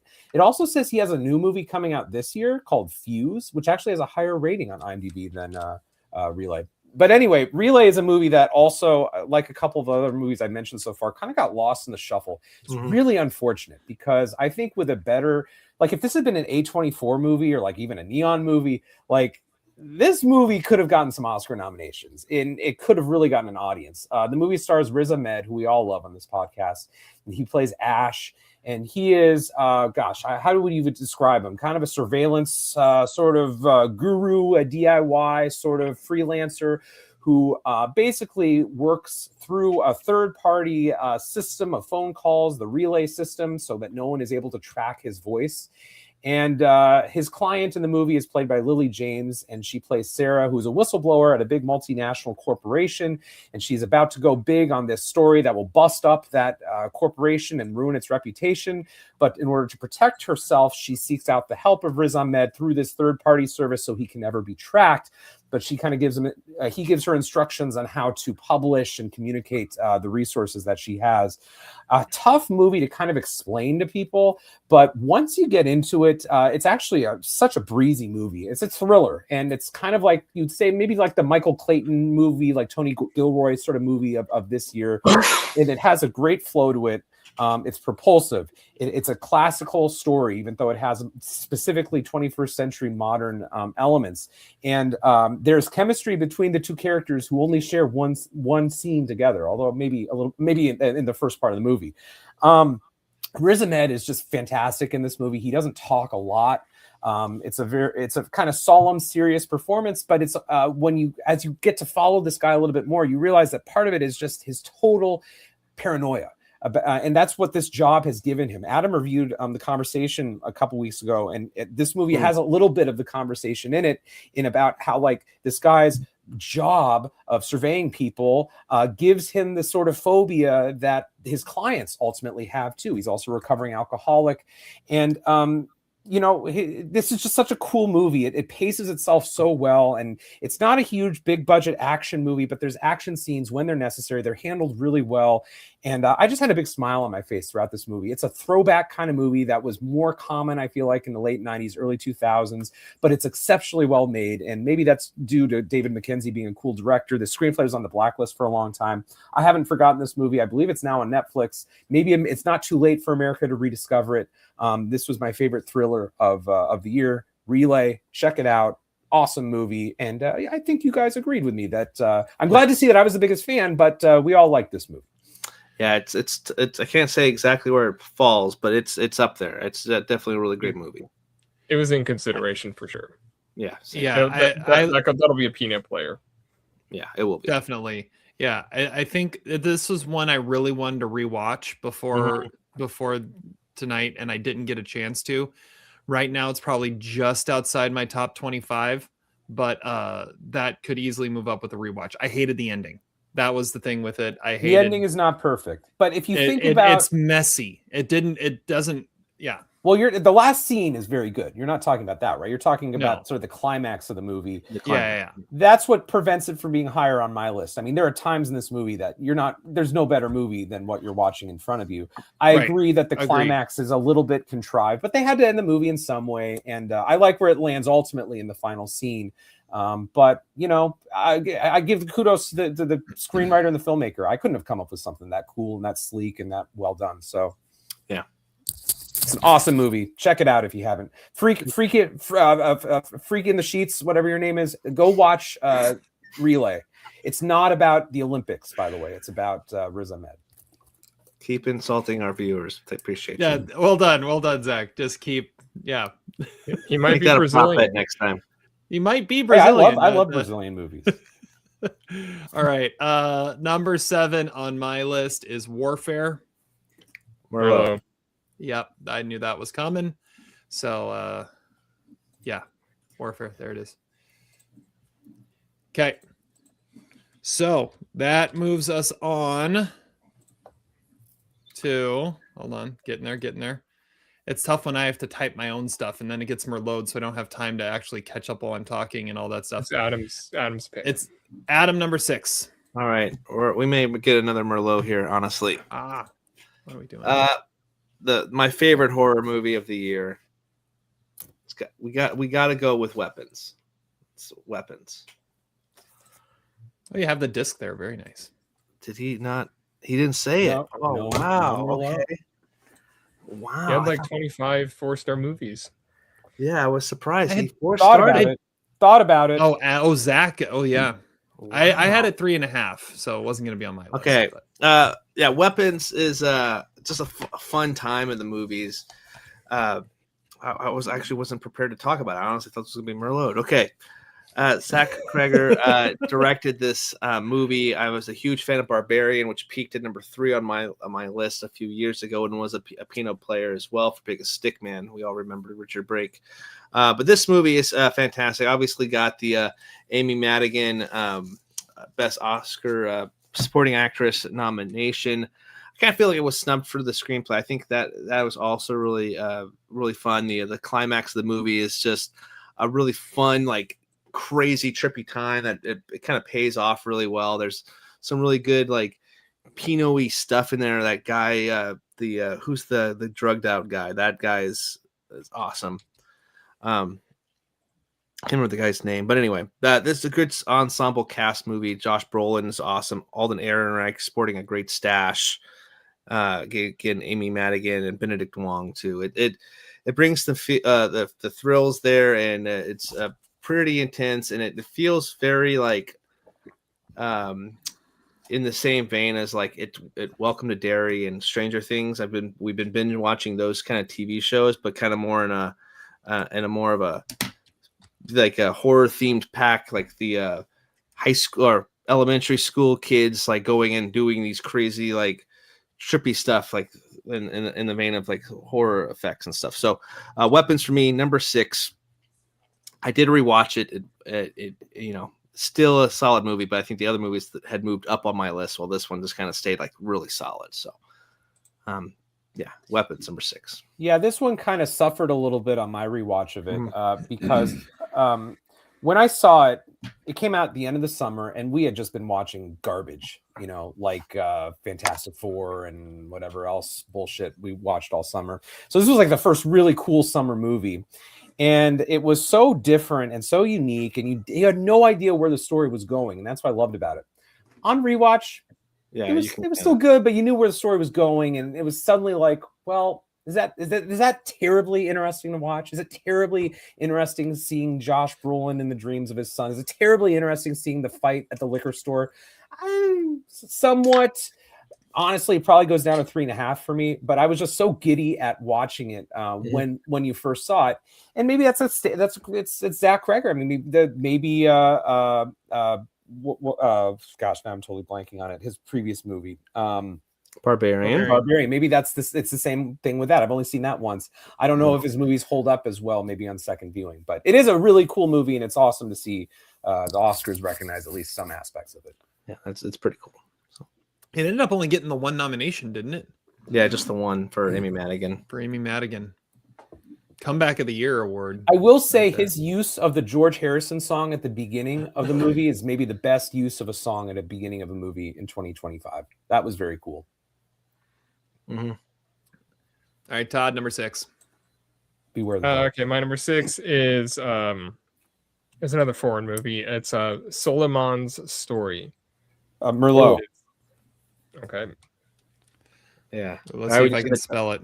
Right when you said the title, I was like, I know that's being relayed by Zach. So can we mix the Adam mispronunciation and Terry misspellings? Because he's already misspelled. Yeah. So the Y comes early. Soleymane. Soleymane. I got pretty dang close. Yeah, pretty good. All right. I remember, Todd, we almost or that was one of the ones in consideration that we could have seen at the film festival Yep. this year. Yep. That was one of the ones that just didn't quite fit into the schedule. Yeah. And wound up taking 5th place, I think. Nice. All right. Well, we'll talk about it a little more later because now it's Zach's turn. Well, I see Adam is getting He's checking the his stove, Mhm. which is kind of unfortunate because my number 6 movie, the only other person to really love it is Adam. If it's going to get Merlot, it's going to be from Adam. So should I wait? Should we just keep going? We can bust his balls a little bit, or we can keep talking to Freaks and Geeks. Hey, Freaks and Geeks, tell us your favorite movie. What was your favorite number 1 movie of the year? You know, you loved. Apparently, you could talk about movies all day. All right, what did I miss? Okay, I was stalling for time, Adam. Oh, He wanted you to come back because it was a movie. He wants to talk about a movie you might like. It's a movie I gave 4 stars, and apparently Adam did too. It is a little movie called Vulcanizadora. I gave it 3.5. Oh, okay. Well, never mind then. That was a waste of time. Okay. Well, I at least Adam liked it. There we go. Okay, so Vulcanizadora translates roughly in Spanish to tire repair shop. Incidentally, I had to go to a tire repair shop this week for very foreboding. Vulcanizadora was one of my great discoveries this year. I had it in the mid-year top list, and this is a film by a director named Joel Petroikis. Apparently, it's a sequel. I still haven't watched the original, but this is a very, very low-budget movie that very few people have seen. It has 700 votes on IMDb, and it's about two guys. Their names are Marty and Derek, and they take a trip into the woods, and they're kind of eccentric, sort of cast-offs from society. One of them is a former convict who is facing a jail time.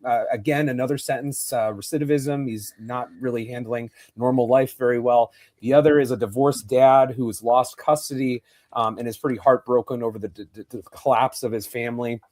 And they go out in the forest on a mission to drink a lot of alcohol, blow off a lot of fireworks, and should we say it, Adam, ultimately kill each other. I think it's fair to say. Yeah. So, you know, the movie is loosely based, I think, on a really great Abbas Kiarostami movie called Taste of Cherry, which is also about a sojourn into the wilderness where suicide potentially awaits. And that movie kind of culminates with the act, or maybe the non-act. We don't know. This movie doesn't end there. It actually has a second part to it, which is actually the second half of the movie. And that's where you really get to see what this movie is ultimately about. If I was criticizing Zach Kreger for sort of being on second viewing, like, okay, we kind of know the secrets, it's not still there. This movie held up really well on the second viewing because I knew exactly what was going to happen. And I knew that the elements in the second half of the movie had more emotional resonance than in the first half of the movie. And gosh, I just think this movie touches on some really deep issues that people face today. For example, loneliness and isolation, right? And feeling as though no one in the world understands you, except for maybe one person. And it also speaks to invisibility in the world. It's like the Lester Bangs quote, you know, you're uncool. The only currency in this real world is when you can be uncool with someone else. That could be the motto for this movie. It's dark, it's bleak, but it also has some gallows humor in it. It actually has a lot of life in it. And the performances are really great by the two guys. One of them is actually the director of the movie, Joel Petroikis.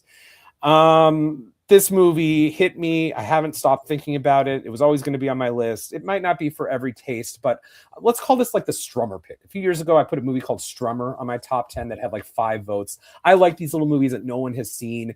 And no, this doesn't have the production value of Sinners or, you know, some of the big Oscar movies, but it's so like powerful. It packs a real punch. So I love it. It's on Canopy right now. Check it out if you get a chance. Apparently, Adam liked it a lot too. I think Todd saw it maybe as well. But it's definitely a movie that I won't be forgetting anytime soon. Yeah, I haven't forgotten the title, and I've thought about and you spelled it watching correctly. This one. That's that's because I've had to write it several times on the website. Yeah. And yeah, I haven't gotten to this one. Yeah, Vulcanizadora is a really good pick here.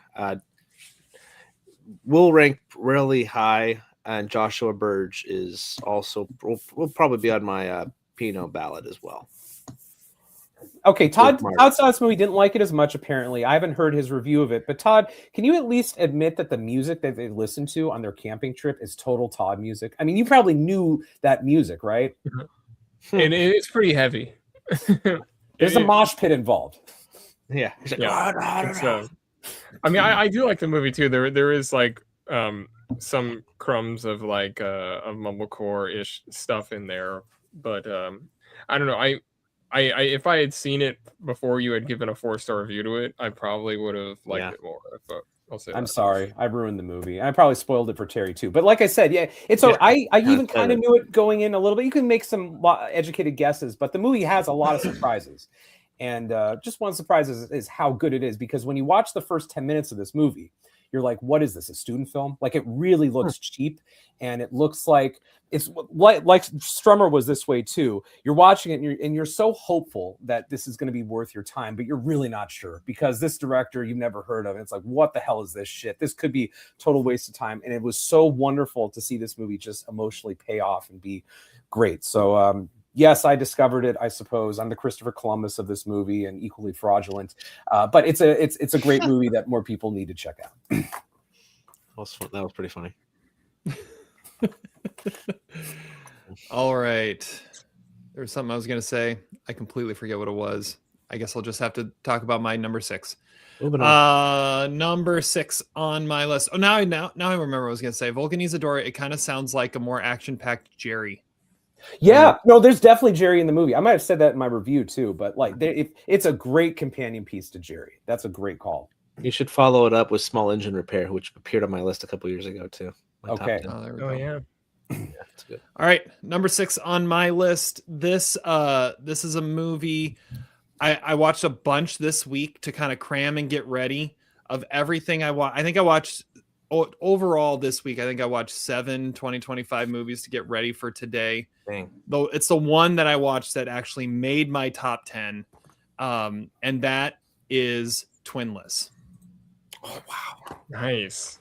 Yeah, I thought Todd might have said something. Okay, Twinless. This is written and directed by James Sweeney, starring James Sweeney and Dylan O'Brien, with a little throw in from Lauren Graham also, and I don't even know where is she? And Ainsling Franciosi. That's an interesting name. Anyways, these two guys meet going to a support group for twins that have lost their twin, and they kind of become each other's companion as they're working through how to live life without the closest person to them.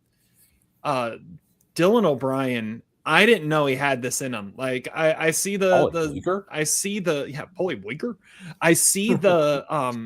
the trailers for Send Help. I saw him as Dan Aykroyd last year in Saturday Night. Like, you see him do some stuff, and then you see him in Twinless, and my word, that he is just out of this world.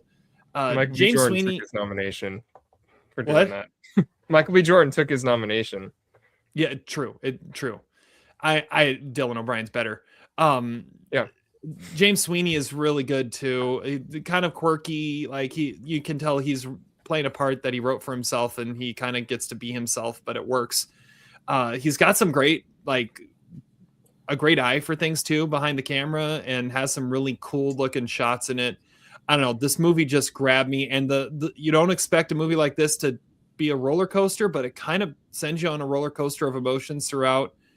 And it is 100% a Portland movie, and you can tell is 100% shot in Portland, which was really cool too. I watched this last night. I couldn't stop thinking about it, and I knew it had to pop up on my list somewhere. So here it is, number 6, Twinless. That's 2 24-hour movies mentioned. Yeah, that was in contention for sure for me. I like the movie a lot. It just popped up on Hulu, right? And then where it was? Yep. It's on Hulu right now. That's cool. People can actually see it legally, unlike during Sundance when somebody leaked footage from the movie. Yeah, that happened over a year ago now. But and another one we almost saw at the Seattle Film Festival, right? Didn't Dylan O'Brien get Best Actor? at the film that festival. sounds right. I think he did. Yeah. But yeah, I like the movie a lot. The dual characters. They could not be any more different for him to be playing. And there are some things in the third act I don't love, which is why I didn't have it. Like, because for me it was like one of the best movies of the year for like the longest time. And then I was like, I don't know. I mean, a few things kind of held it back a little bit, but I feel like the third act goes exactly how it needed to go, though. Like that's why I've had movies where I complain about the third act, but this one, it didn't try to pull any tricks. It just did what it had to do and did it well. Mm-hmm. Yeah. I'd be curious to see what the other two have to say about that movie.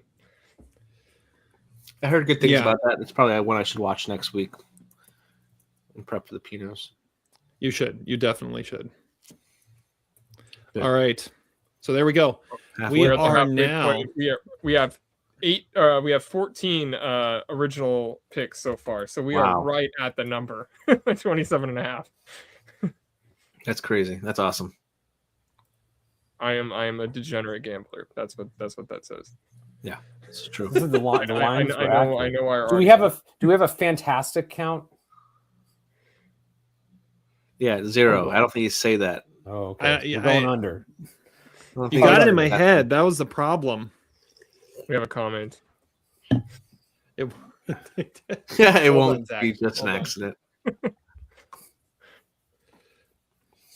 That's pretty funny. All right. So what do we do at the halfway point? Is this like wives' turn? It's time. Yeah, it's time to do the wives lists. Okay, that's what. Oh boy, I got it. I got my list. The wife girlfriend top 10 lists of the wife of 2025 and the girlfriend lists. It might be separate. Well, not speaking of more wives. It's Friday night is for the girlfriends. Saturday night's for the wives. All right. I had to. Thank you, Todd. Thank you. All right. So let's do this. Let's Adam. We'll just keep going in the same order. All right. So at number 10, my wife said K-pop Demon Hunters. Merlot. Oh, we're not doing that. I don't think we're not doing Merlot. No, I do. Okay. Number 9. Just roll through them. Yeah. Number 9, The Wolfman with Julia Garner. Number 8, The Monkey. Number 7, Together. Number 6, One of Them Days. Number 5, Predator Badlands. Number 4, Begonia. Number 3, Weapons. Number 2, I'll bring it out because that's what I have, The Sinners. And number 1, Counter-Strike. It's a Mexican. No, it's a Mexican. It's a Mexican action like thriller, like cartel thriller. Oh wow! Chava. It says Counterattack. Yeah, Counterattack, Counter-Strike. It's like 2 different titles. Yeah. So it's good. It's a good movie. It's a good movie. Yeah, I watched Sinners. Arlette with the pulling out the big guns. I mean, that's impressive. It's another international movie we mentioned on the podcast. I think this might need to be a come to the stable pick. Have you seen it, Adam? Yeah, I've seen it. It's good. Okay. I think I gave it like a high 2.5 stars. It's a solid little action film. Nice. You know, going back to the idea of Merloting our wives and no, it's actually 3 stars. Never mind, it's 3 stars. Would we Merlot if it was on our list or our wives list? It brings our up wives. That's what I was doing. Okay. Yeah. Yeah. Dude, that'd be funny. One that was mentioned, One of Them Days was probably in my bottom 10 of the year. So. Oh, that's just mean. Yeah, I know. All right, Todd. All right. So for Ashley, it was a little difficult because she doesn't see that many movies, and she even said she didn't see like hardly anything. So I had to stretch to find like movies that she had seen, and then there were a few that she's like, I really didn't like these. One of which was 28 Years Later. That was like she hated that movie, which is funny because it's my top 10. But so I have her top 10. A couple of these would probably be marginal thumbs down. But here we are. Number 10, Heart Eyes. Oh, that's a good one. Number 9, The Damned. Oh, yeah, that's number a really 8. solid one. Number 8, Until Dawn. Number 7, Drop. Number 6, Final Destination Bloodlines. That's a good pick. That's a good pick. Number 5 is a movie she hasn't seen, but she knows that it would be in her top 5, which is Demon Slayer Kimetsu no Yaiba, the movie, because she really likes the TV show, I guess. She didn't get to Okay. see it in the theater. That's the Zach pick. Yep. Number 4, Weapons. Number 3, One of Them Days. Number 2, K-pop Demon Hunters. And number 1, Sinners. See, there we go. There's some overlap between the wives. What is the biggest? So you said, Todd, that she hated 28 Years Later. What was your biggest disagreement, Adam, with your wife? Because that would be another nice subcategory question for this list. The monkey. Well, I would say you were on the right side of Zach history with agrees. that one. Because I was surprised she put that. We did watch together, like within the last 24 hours as well. So we watched together, actually. Nice. Yeah. Because see, the biggest disagreement I have with my wife is also the number 10 film on my list. Although our star ratings aren't that off, it just came off a lot about how much we disagreed about this movie. And I have to mention it because she wants me to say something about her number 10 pick. Her number 10 pick is Fantastic Four. And she says the only reason she has it number 10 is to say suck it to Todd. So Fantastic Four. Yeah, I'll take it. Number 9, The History of Sound. I don't think anyone has discussed that movie, but she's a fan of it. Yeah, it was okay. I saw that yesterday. Yeah, I agree. Okay. Number 8, Magazine Dreams, something I dragged her to. Number 7, Relay. Both had it number 7. Number 6, Familiar Touch. A lot of overlap on our list so far. Number 5, The Perfect Neighbor, Netflix documentary. Number 4, One Battle After Another. Number 3, Sorry Baby. Number 2, Hamnet. And number 1, which I guess has to be Merlot, is Sinners. And if there's any, I mean, this is a very popular movie among the wives and the girlfriends, apparently. Because it's Michael B. Jordan playing two people. Could be. I think they would disagree with your assessment about Dylan O'Brien, Terry. I think the wives and girlfriends would say, well, yeah, they're going to agree with Nikki Glazer. Yeah, chocolate doesn't have well. Yeah, that's true. That's a good line, Terry. Yeah. I know your mom. Okay. Sorry. Oh, there was something I was going to say there, and now I forget what it was. Okay. So I've got Cassie's list here. So what she did. Oh, that's what I was going to say. I watched Sorry Baby this morning. That was one of the ones I got in. And it's good. It's good. Now, the funny thing was I watched Sorry Baby, and the last one I watched, I just was going on my list. I'm like, what can I just like throw on? And I threw on After the Hunt. And so I double featured Sorry Baby and After the Hunt, which are basically kind of the same movie, just very different ways of approaching it. And one way's good and one way's pretentious. So, yeah, that was that. Anyways, Cassie, what she did is she went on our website and just went down the 2025 list and like tried to check off as many as she could remember that she saw, because some of them she doesn't remember just by looking at the title of them. So what she did is she went through is she gave herself a little like little synopsis of each right afterwards, a little comment on each one. So you get a little comment with each of these two. Nice. She saw 28 movies. I think it was 28 movies from 2025. She gave me 3 honorable mentions. The Woman in Cabin 10, she was here. Wicked for Good, Glinda Can't Know. Jay Kelly, Sandler and Clooney as codependents. That was her comment on it. All right, here's her top 10. Number 10, Wake Up Dead Man. What Diamond? That was her comment on it. Number 9, Drop, Restaurant Murder Your Date. Oh, I remember that one. That was the one with all number the 8. See, when I say that, someone else already mentioned it, but when I say the thing, that Zach actually remembers what it is. Number 8, Eden, Murder Island / Resort Under Construction. Yeah. Number 7, Death of a Unicorn. Paul and Jenna Met a Murder Horse. Oh, jeez.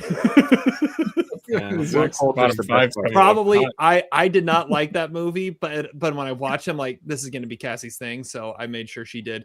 Number 6, Twinless, Not the Brightest Tool in the Shed. Number 5, One Battle After Another, Mustachioed Leo in a Robe. Number 4, K-pop Demon Hunters, Girls Rule the World. Number 3, Left-Handed Girl, Blame the Hand. Yeah. Number 2, Hedda, Great Dress and Guns. That makes sense.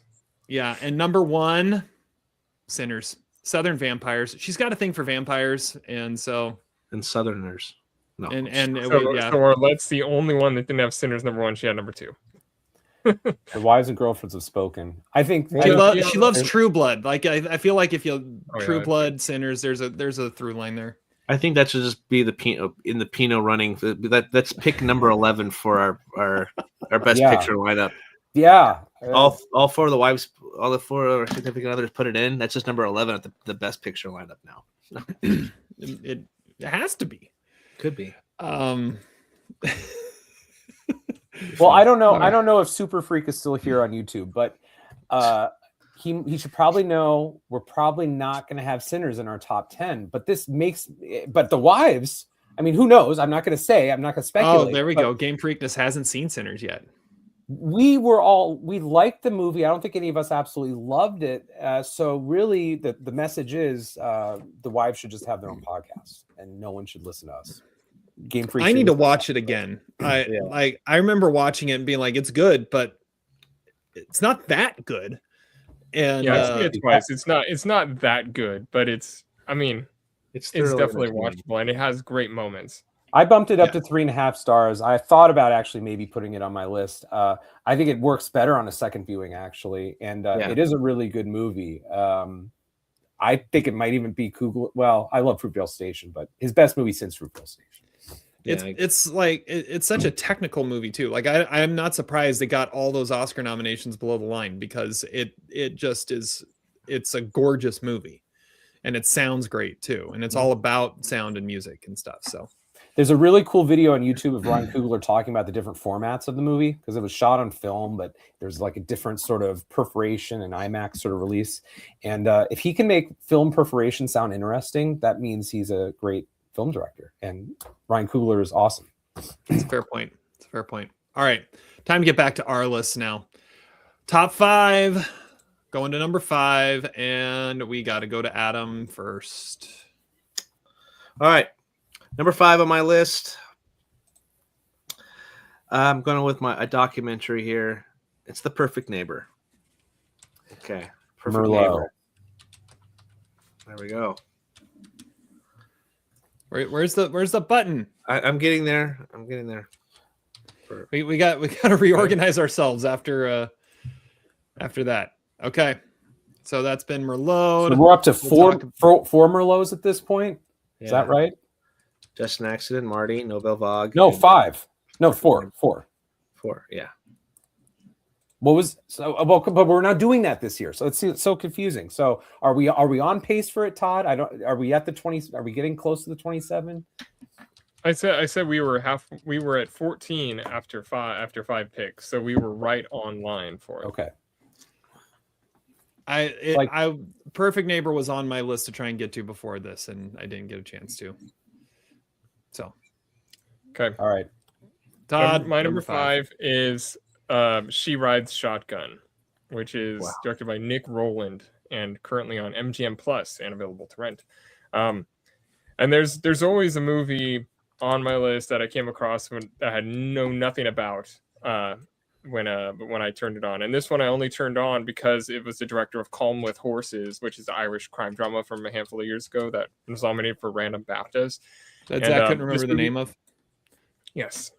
This movie stars Taron Egerton as a father who is trying to escape his past and people coming after him. And he's also forced to protect his young daughter, played by Anna Sophia Hager, in one of the best child performances of the century. When things start coming at him from all directions, including there's this dirty cop played by Robbie Yang, who's also there too. And the movie gets its hooks in you early, and it does not let go. It's sort of a thriller. There are definitely some fights in it. It's not too unlike Drive, but not as pop as Drive. But I was reminded a lot of Leave No Trace in watching it, with the complicated father-daughter relationship in this. And we also get Odessa Azion appearing in before Marty Supreme. So that's my head is always going to go to this and not Marty Supreme when I think of her. And the last shot of the movie will just leave you haunted. You see this unbroken shot of Anna Sophia Hager's face, and it shows every bit of emotion that could be going through her head, from like sadness to anger to hope to relief back to sadness, and the movie deserves a bigger audience. I absolutely was floored by She Rides Shotgun when I saw it, and so that comes in at number 5. Nice. Yeah, so I'll mention the anecdote that Todd and I have about this movie. So I think it was in September. Todd was like, "There's this movie I know you're going to like, but I want you to discover it organically, so I'm not going to tell you what it is." I'm like, "What the hell is that mess?" Yeah, And it wasn't available to stream yet. That was the Oh, part. okay. Well, anyway, a few weeks ago, I was like, "Come on, man, just tell me the movie," and he did. So I did see it. I'm not as big on it. It's the highest 2.5-star rated movie I have. I'm very close to 3 stars, and really I should just give it 3 stars because I think a lot of what Todd says is right. The performances are awesome in this movie, and this young actress is astonishing. Every scene she's in is great, and that's the problem with the movie is that she's not in every scene. Any scene that doesn't involve her, I think the movie kind of falls a little bit. Has a really cool opening 20 minutes. I agree, the last shot's really cool. It's just the problem with the movie is it's too much like a Taylor Sheridan ripoff. I mean, there's just too much, narcotic trade, police officers, gunfights, that stuff I've seen in a million other movies. But the father-daughter stuff in this movie is very good, and it was a movie I enjoyed watching. So I'm glad to see it on his list. I know Todd's a big fan of it. Yes. All right. Adam's gonna love that movie when he watches it for sure. Nice. Cool. Zach, number 5. Okay, well, speaking of Adam, my number 5 and Adam's number 5 are the same. It is The Perfect Neighbor. I don't think that's going to be Merlot again. So it's kind of unfair that I get to Merlot it because we both have it number 5, but whatever. This was a movie I saw 6 days ago. I saw it on MLK Day. It was mentioned in last week's podcast. I knew I needed to see it. What a week to see this movie. Gosh, what can we say about it? It's the best documentary nominee. I think it will win. It's captured on police cam footage, and it takes place somewhere in Florida in 2023. And it's an observational documentary. There's no talking heads or anything like that or interviews. The first real 30 minutes of this movie are build up in tension and hostility between neighbors. It's this kind of majority black neighborhood. Actually, it's a pretty diverse neighborhood where a lot of kids are running around, and you've got this old white lady who is always calling the police on these kids for what she calls trespassing, even though she's a renter and she doesn't own any land. And we've seen this story way too many times in America. Basically, this Karen, for lack of a better term, calls the police and ruins everybody's day. I mean, everybody's having a really good time in this neighborhood. It seems like there's really great relationships between the kids, and there's just this nice communal network, and she just ruins everything because of her racism.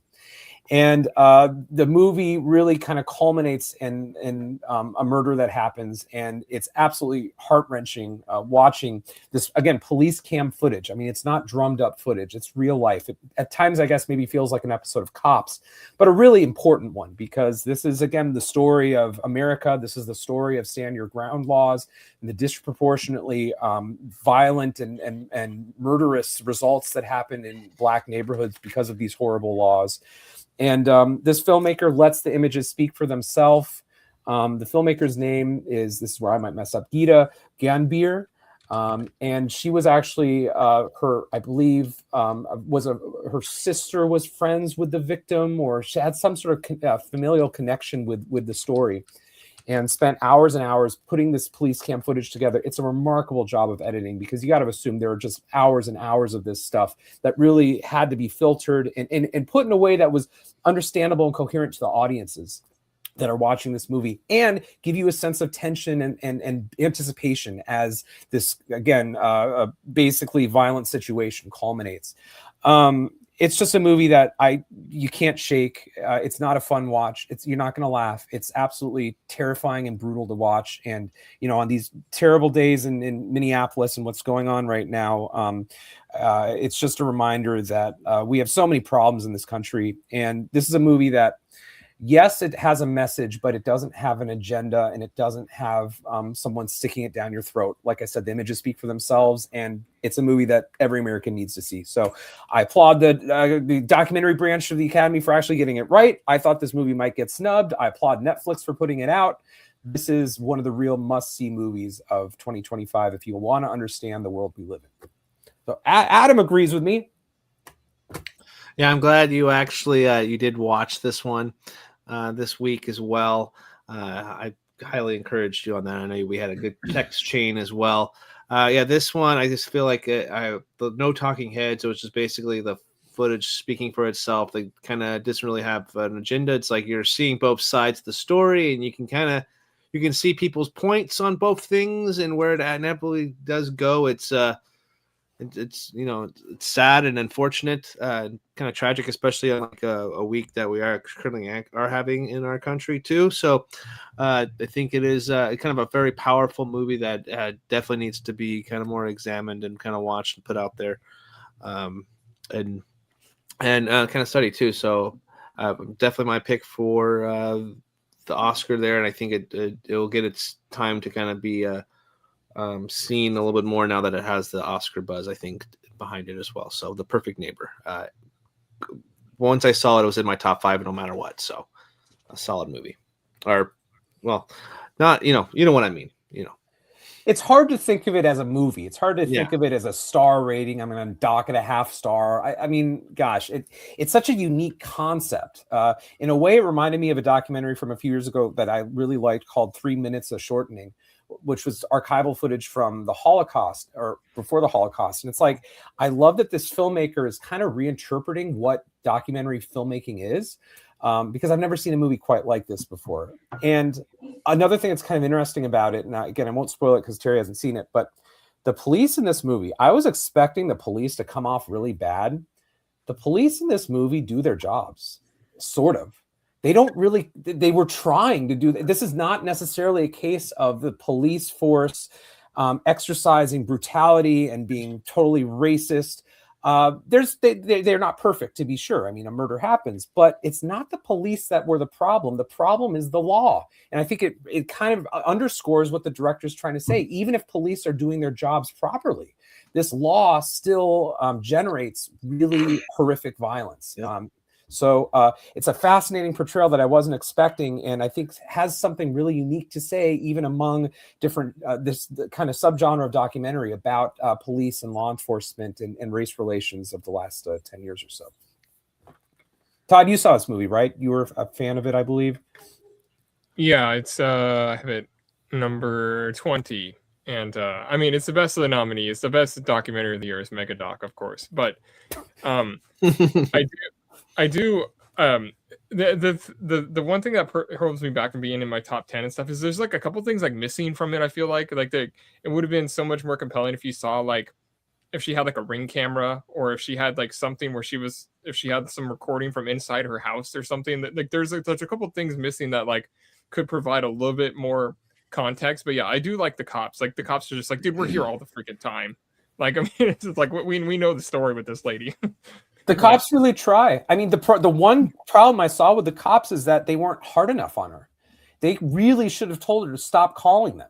And one officer kind of does. He's like, and it's again, I won't spoil it too much, but it's like the cops in this movie are interesting characters in themselves, and they aren't necessarily the biggest problem. That's just wasn't what I expected. So it's not a pro cop movie, but I think it shows how reasonable people get caught in these horrific situations because of the way that the law is situated. Mm-hmm. And the conditions in Florida, which is a place that needs a lot of help. But just an unforgettable movie, and I hope the Academy remembers it too. Agreed. Well, now I really need to see it, so yes. I'll make sure to get that watched. All right, number 5 on my list. Let's take a turn away from the documentaries. You know, it's not that because I already said I didn't see any. But number 5 on my list, I think we all talked about at one point, but I definitely liked it more than everybody else, and that is Left-Handed Girl, directed by Shi Ching-so, and she wrote it along with Sean Baker.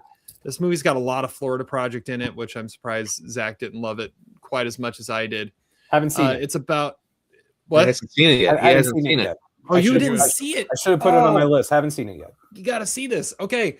Yeah, this follows family. It's a mother, a daughter, or a mother and 2 daughters, like an older teenage, and then like 6, 7, but they relocate to Taipei and are just trying to make a living. And you follow the youngest daughter the majority of the time, played by Nina Yi, Yi Jing, and just her interactions with the world around her. There's some really cool, just like kinetic tracking shots of her just running through the market of where they're living and they're working. Don't throw the ball in the balcony. And the standout though is the older daughter, Eon, played by Shi Wan Ma. She is amazing in this, as you see a lot of different stuff happen with her along the way. The ending, I kind of was all over, because it's how it kind of culminated and had to happen. It's got a little bit of the farewell in it too, where it's all just kind of building up to this party at the end. I don't know. It's a movie you just live in and you live with, and I like had a smile on my face the whole time, because it's just a fun experience, and I never lost it. It was one that stuck with me the whole time, and yeah, it's got such a cool energy to it. So yeah, number 5, Left-Handed Girl. Yeah, great movie. Definitely, it's in my in the running there too for me. Pretty high up on my list. But my favorite part is Billy Mays at Taipei, Johnny. Oh yes, Johnny. Yes. Yeah, Johnny is a good one in there. He's a good character. Yep. All right, Zach, you got to see this one. Oh, I know. It's the most Zach movie ever made. You got to see it. I wasn't there the week you guys reviewed it. I can't remember what I was doing, but I listened to your review. But it's been available since. It's been on Netflix. I had to watch French movies today that ultimately didn't end up on my list, so I need to reevaluate my priorities. Yeah, you do. Watch this before the Pinots. Okay. Adam, number 4. All right. So I'm definitely probably gonna have this the highest of anybody that you'll know. But I've watched this movie the most of any 2025 movie. I am absolutely adored what Carson Lund did for Ephus. Ephus is such a fantastic movie. And we even got the privilege of interviewing Rich Gannon there too. Rich Gannon. No, Russ. Former Russ Raiders Gannon. Quarterback. I'm sick. Sorry, Russ. Anyway. Right, I was like, take I could tell as soon as you said that, you're like, that's not right. That's it. Yeah. No. Anyway. It sounded right. It did. That's the reason it sounded right. Anyway, I like I said, I've watched this movie a lot, and I keep enjoying it more and more. And I think it's just the fact that it missed the camaraderie of being on the field with just a fun group of guys, razzing each other, playing the game that we love to, even though we may be out of shape and everything, and just and sore and broken down. I love one of the lines, and the guy says, "I need to be put down. My freaking knees are shot. They're throbbing." It's just a great fun ensemble, a movie that I think it could be it'd be very interesting to see what we do at the Pinos with this one, if I'm the only one showing it love. But I think the camaraderie of it, and going and me going to the fantasy camp last year, it made me realize, spark that passion for being on the field with guys and giving each other shit for making a bonehead play out there, or tripping over our own shoelaces while we're running the bases or something. That shit's fun to do, and that's what Ephus is. It's a very fun movie. It understands baseball. And talking about the what Russ was saying, how they filmed it, what Carson was able to do with it, and tracking the time of day and everything to make sure the shots are perfect, is also another little fascinating layer. So a little biased because we got to interview the guy who was in the movie, Bill Belinda. His wife's name is Linda Belinda. It's a fun movie. So marinara. I'm really glad Parmesan cheese. Is this the first time in the history of the Pinos that Adam is wearing a costume from a movie? I'm glad to see your period, authentic, detailed costume from Ephus. Yeah. Yeah. You were the blue team, I see. No, well, yeah, the River Dogs. The River Dogs. No, I'm wearing my my Freddie Peralta jersey because he just got traded to the Mets. The Jets, Jesus, no, the Mets. I wouldn't put it past the Jets to trade for a pitcher to see if he would help out Probably that better defense. quarterback than whoever they have now. Yeah, I wanted to like this movie more. Like this was one where it there was a time when it was like the little movie. Like, have you heard about Ephus yet? Have you seen Ephus yet? Mm-hmm. But by the time I got around to it, I built it up too much in my head, and it wasn't. It didn't live up to what I was hoping it would be. But it was still good. It was still good. I'd be willing to rewatch it. Yeah, I think it's some of the lines and just listen to like the fun nature because it feels just like a pickup baseball game in the backyard or like and so it's like don't take it too seriously. Just freaking enjoy like the moments, the comedy in the side conversations are what it's like what makes this movie great. So I love this movie. Yeah, it's number 22 on my list, and I love it too. And you know, it's like it makes me think of that scene in Back to the Future when Marty McFly gets on stage at the prom or the dance, and he plays like psychedelic rock and roll or electric Johnny Be Good. Johnny Be Good or whatever it is, and everyone just stares at him, and then he's like, "You guys weren't ready for that yet." That's the way I feel about Ephus. I think in 10 years, people are going to look back on Ephus as like a masterpiece and a great movie. Because there's so many things like baseball that are or neighborhood baseball that are becoming obsolete in society, and nostalgia for better times, which really is what this movie is about. Is playing such a big role in not just our lives. I mean, Terry's from the silent generation, so he doesn't really talk about it much. But for the three of us, we miss the days of playing baseball in a neighborhood stadium. And the movie is a little heady. It's a little philosophical. It's also a little slow.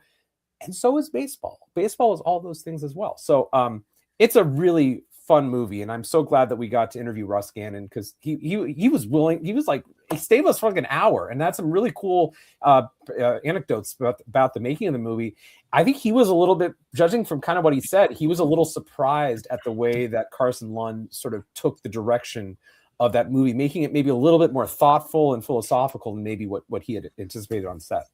Yeah, and they didn't realize who the main focal point of the story was. It was based off the scorekeeper. That was the main through line. It was about his stuff. They were just in the game. So like having it be when they were experiencing that for the first time watching it. So that was another cool little anecdote. And he stayed with us for like 20 extra minutes after we were done recording that too, which is even cooler. That's awesome. Yeah. That's awesome. Cool. All right. So there's number 4 for Adam. Now number 4 for Todd. My number 4 is Surratt. I don't know. I'm the only one that saw it. It's directed by Oliver Lax, and I think it's in theaters or about to be in theaters. It's the advantage of being a Spirit Awards member or a Film Independent member. You get all the screeners. But this is a Spanish movie. It was nominated for an Oscar, and it was something I will never forget. It's about Luis, played by Sergi Lopez, who is searching for his daughter out in the desert at a rave, and one thing leads to another. And Luis and his son and dog join other ravers while this worldwide conflict is breaking out in the backdrop. But the movie's an experience. The sound and music are haunting, and it'll leave you just stressed out. Like you never know where it's going. And I mean, you see that there's in an area where there's so little hope and resources out there. In a pinch, you just have no way to survive, and you're just kind of stuck. And it's sort of like a modern remake of The Searchers, sort of, but it's just anxiety filled, and it'll leave you gutted at the same time. And the cast is almost all unknowns, but they absolutely feel like they are from that world, and the director definitely gets it. So it's a wild ride, and I will never get it out of my head fully. Surratt is number 4. That was my pick for your number 1. Like that was the one I had. I thought your number 1 was going to be Surratt. It was close. I mean, I didn't get to rewatch everything, and so that's part of the problem. But yes, I considered it. Because I didn't want to be too jump to too much of a conclusion because I just watched it like not that long ago. Right. But yes, I mean that was a good pick. It's so frustrating that you can't find this movie anywhere. Like this is the time when they really need to be pushing it out. Get it into Well, I libraries. think Let the it's public decide. early February, I think, is the official wide release. But it's worth it. Just become a film independent member. It's worth it for like the $80 a year or whatever. I had 26 screeners that I needed to watch. I mean, and that was just the stuff that I hadn't already seen. I mean, there were 60 of them on there, or 50 of them on that list or whatever. So I've heard it's absolutely worth it to be a member. I've heard this movie in a theater is wild. Yes. Yeah, Probably. I would imagine. I watched it on my computer and I still was just like, I can only imagine the sound and everything, and being stuck in that world. Yes, that would be crazy. Yeah, I'm gonna re-up on that too this upcoming year, so that it's just a great little thing to have. Film independent. Yes. All right. Well, Zach, we're on to your number 4. Okay, well, it's interesting talking about the theatrical experience. I think about half my movies I saw in a theater, but my number 4 film I did not see in a theater, and I'm kind of glad I didn't. It would have been awesome in a theater, but what I liked about not seeing it in a theater was that pretty much the moment it ended, I rewatched it. Well, not the whole thing, but I put it back at the beginning and started watching it again because I was just so floored at what a great movie it is. It is also Todd's number 6 film. It is a film called Suleiman's Story, and it is from France, and the director is named Boris Lockjaw, something like that. Logjam. Yes, Stephen Lockjaw directed this movie. No. That's what it sounded like you were trying to say. Maybe. The movie stars, here, I'm going to mess up again. Abu Sangare, I think I got it, as Suleiman Sangare, is his last name. And Suleiman is an immigrant. He's from, gosh, I can't even remember what, Guinea, right, Todd? He's from Guinea in Africa, but he's living in Paris, and he's already made the tumultuous journey to Europe, but he's undocumented. He doesn't have his papers, and he's working this kind of side hustle under the table as a delivery boy, basically on a bike for some shady folks. And he's in the process of applying for political asylum because of a story that he actually purchases from someone else, that he was a victim and basically joined a political party. It's all a fabrication. And what you see him do in the first 10 minutes of the movie is he's on his bike making deliveries, and he's rehearsing this story because he's going to have to go to the asylum board to make his case why he should get documentation to be a citizen. And it's really the 24, I think, 48 hours leading up to this meeting that will determine Suleiman's ultimate fate. And it's about this story that he has to rehearse. Now, in the meantime, he's dealing with homelessness. He's dealing with poverty. He's dealing with people that have made some shady arrangements with him, again, for selling this story. And he is certainly not the only undocumented person to probably be a victim of this scam where you purchase a story to try to get asylum. He's dealing with a loved ones back home, in particular a girl that he's really interested in. He has a couple of heartbreaking conversations with her. And the movie is a Dardenne knockoff. Unabashed, okay. But what I told Todd is, like a Rolex, you can't always tell the difference. And a couple of years ago, the Dardennes made a movie called Tori and Lokita, which was very high on my list. It's a very similar movie in a lot of ways. It's about African immigrants in Europe who basically have to rehearse stories in order to be granted asylum status. And it's a little bit like another film that was on my top list last year, Io Capitano. So these movies about African immigrants to Europe are, I think, extraordinary, in part because immigration is such an important and misunderstood topic. And this movie deals with it in a very different way than Io Capitano. It's not about the journey. The guy's already there in Paris, but it's about the last step of actually getting formalized documentation. This movie's heartbreaking, it's gut-wrenching, and the last, I guess, 20 minutes of it, when he is in front of this lady at the board, is some of the best acting you'll see in any movie this year. And the title has sort of an ironic meaning once you get to the end of it, but it's a movie about humanity and about looking at people that maybe you take for granted or make assumptions about, and seeing the humanity in them. So I applaud this filmmaker for telling this story. And yes, it's handheld cameras. Yes, it's nat sound on location sets and non-professional actors, but it works, and the Dardenne brothers would be proud of this film. Suleiman's story, check it out on Canopy. You can rewatch it again like I did, because there's a lot to this movie. There's a lot of plot, and you do have to kind of keep track of a lot of different characters, a lot of different aspects of it. But if you do, it's just a rewarding and totally enriching experience. Yeah, it's a fantastic movie. It was I had a number 6, and it is just one of those just real slice of life movies that is heartbreaking to watch, because you really get stuck in this guy's world and his predicament, and those scenes that are really interesting, where he's the getting coached on what he should say and stuff, like to put on his application and stuff like that. Like, that stuff is so interesting. Those are some of my favorite scenes of the year. And I think it would be relevant in any country, in any era, but it just happens to be as good as these stories get, in my opinion. And there was another movie that was nominated at the Spirit Awards called Lucky Lou, with almost exactly the same plot. It was about another like bicycle Uber Eats driver, essentially. And it just like reminded me how great this movie was. And Abu Sangari is a star. Like, in a perfect world, this would have been France's submission at the Oscars.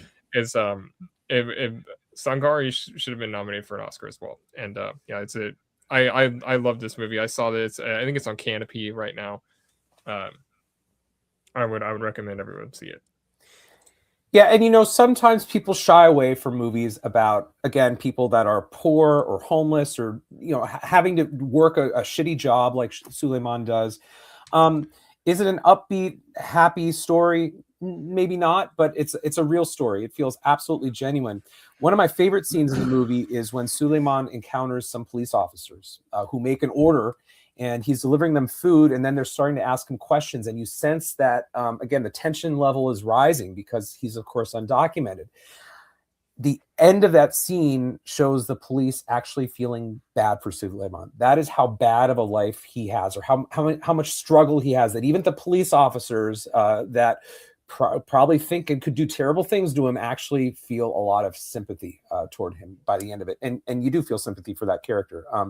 But it's just a gripping movie that, again, it's a movie that is necessary for the world right now. So I'm glad you saw it, Todd, and you guys need to get around to seeing it. Yeah, I need to see that one. I've like I said, I've seen the title since Todd and I almost went and saw it at the Seattle Film Festival, and so when you guys started watching it and giving it some high ratings, I knew I needed to get around to it at some point.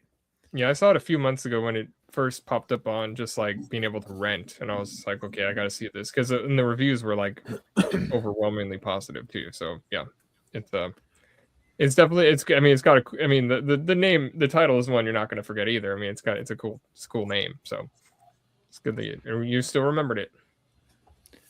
All right, time to go to my number 4.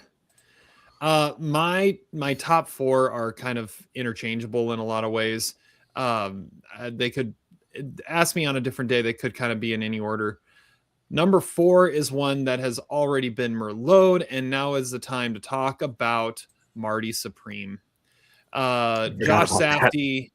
So long ago. Josh Safdie and Timothy Chalamet. I think when we reviewed it, I said it was Uncut Gems meets Rocky, but make it about ping pong.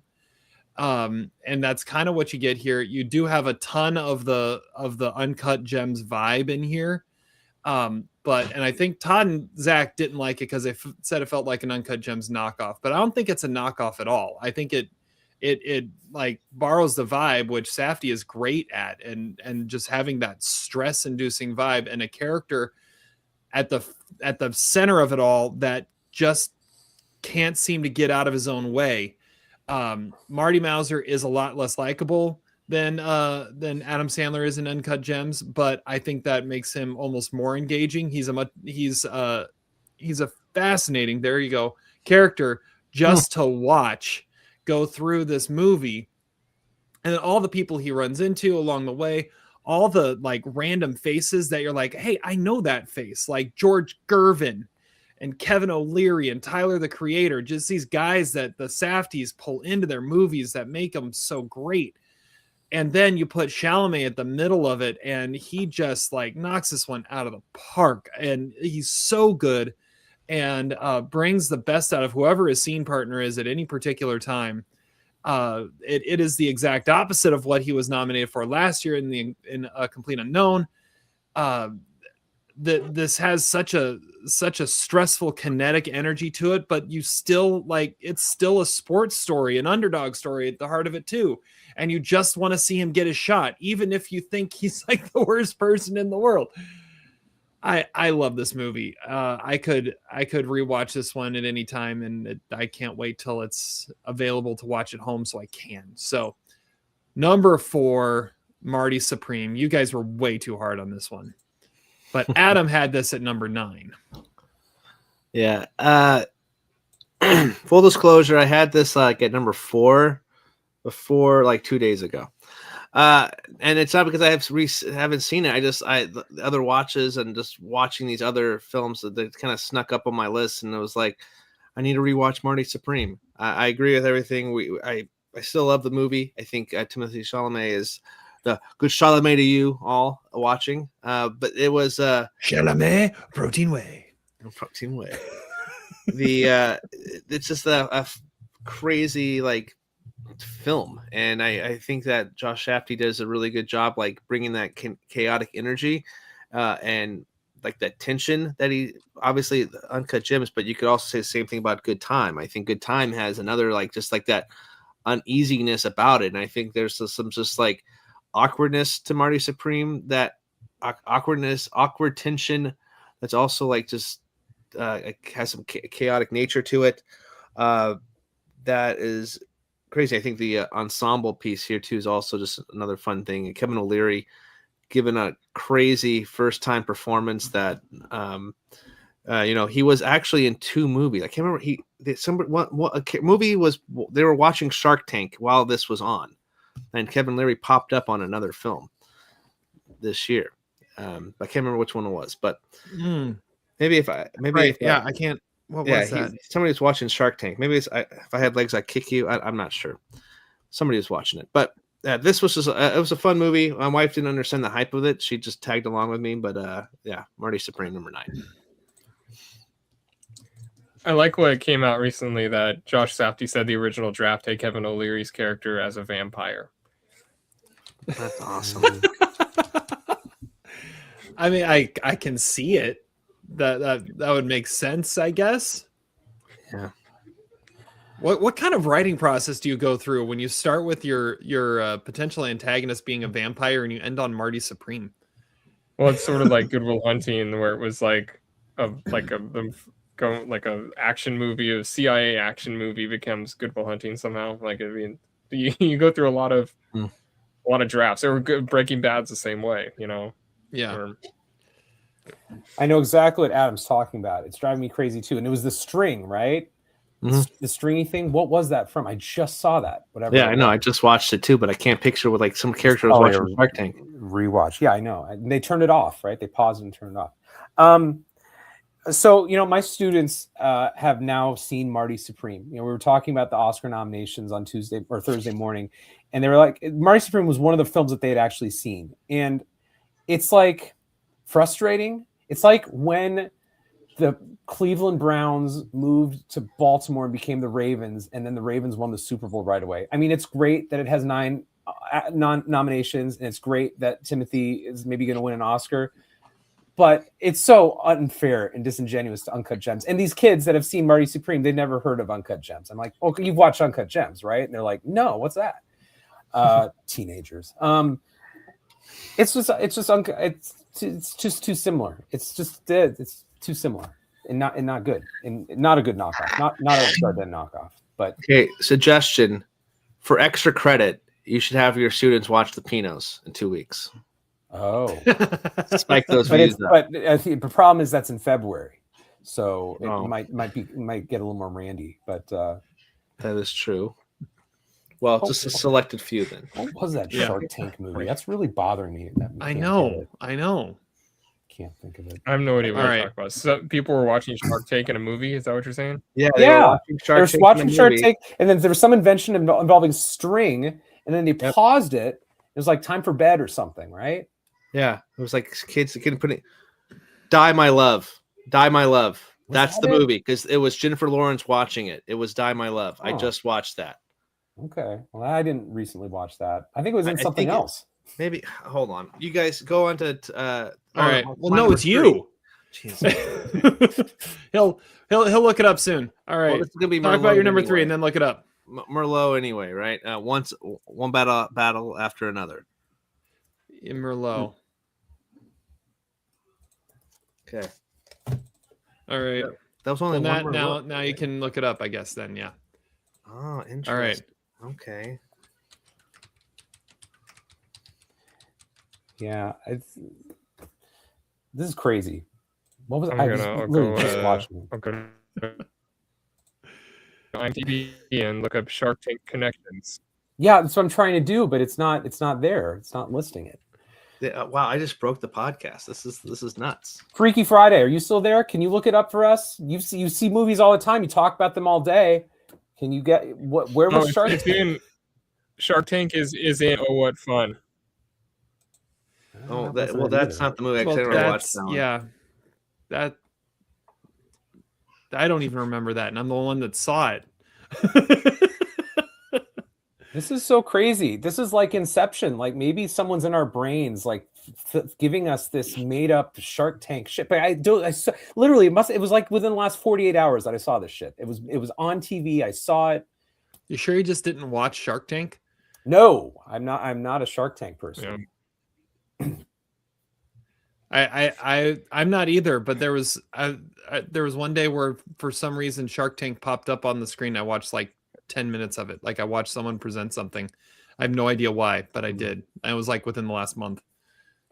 All right. Well, we'll just have to move on. Okay. Yeah, we'll just have to move on. Todd. My number three is Warfare. Merlot. Adam. Okay. Yeah. I already now we're catching up here, and I'm falling behind. All right. Distracted. Well, yeah, everybody got distracted, it sounds like. So I'm just trying to. Well, yeah, I didn't. No, that's not it. That was the wrong button. My comment broke the internet. Spoiler alert. About the podcast. Oh wait, what the hell just happened? Nothing at all.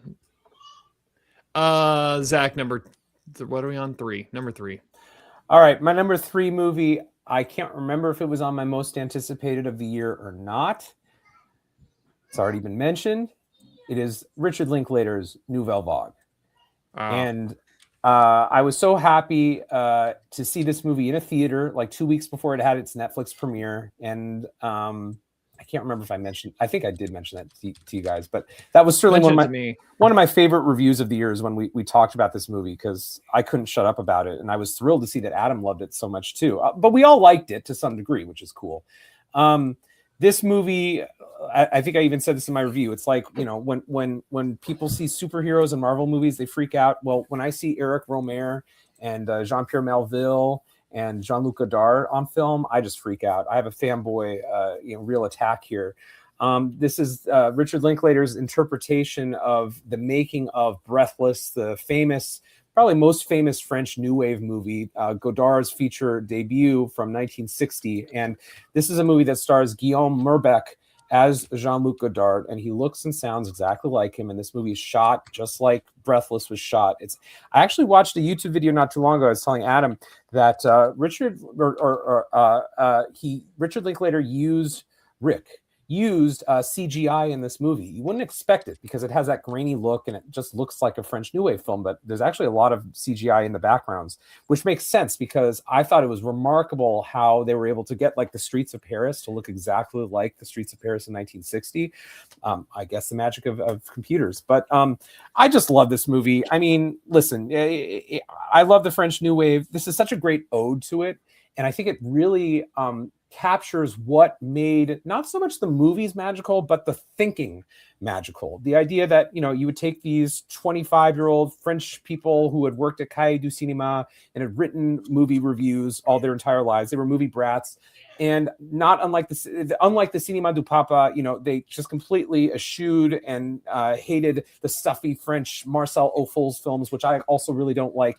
And they like the Nicholas Ray and the Western movies, the John Ford movies.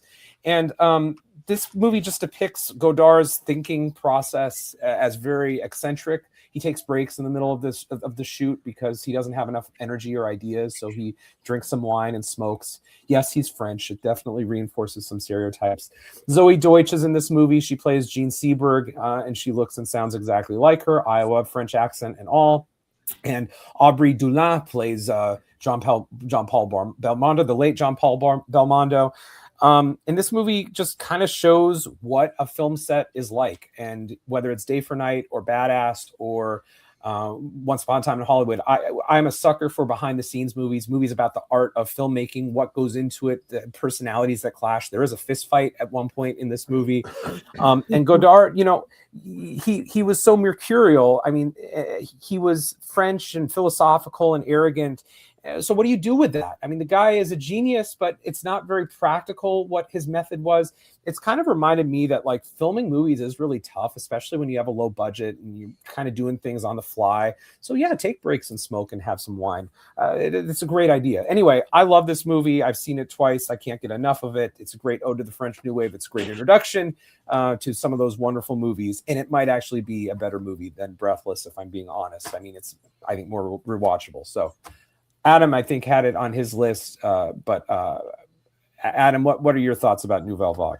All right, I watched this again. I was like, I'm gonna make this a point to try to watch every single movie on my list. And this was my very first rewatch of anything on my list was Nouvelle Vague, and I was like, I don't know how I'm gonna react to rewatching this one because I was like, maybe did I give it out like 4 stars prematurely just because of like that enjoyment of it?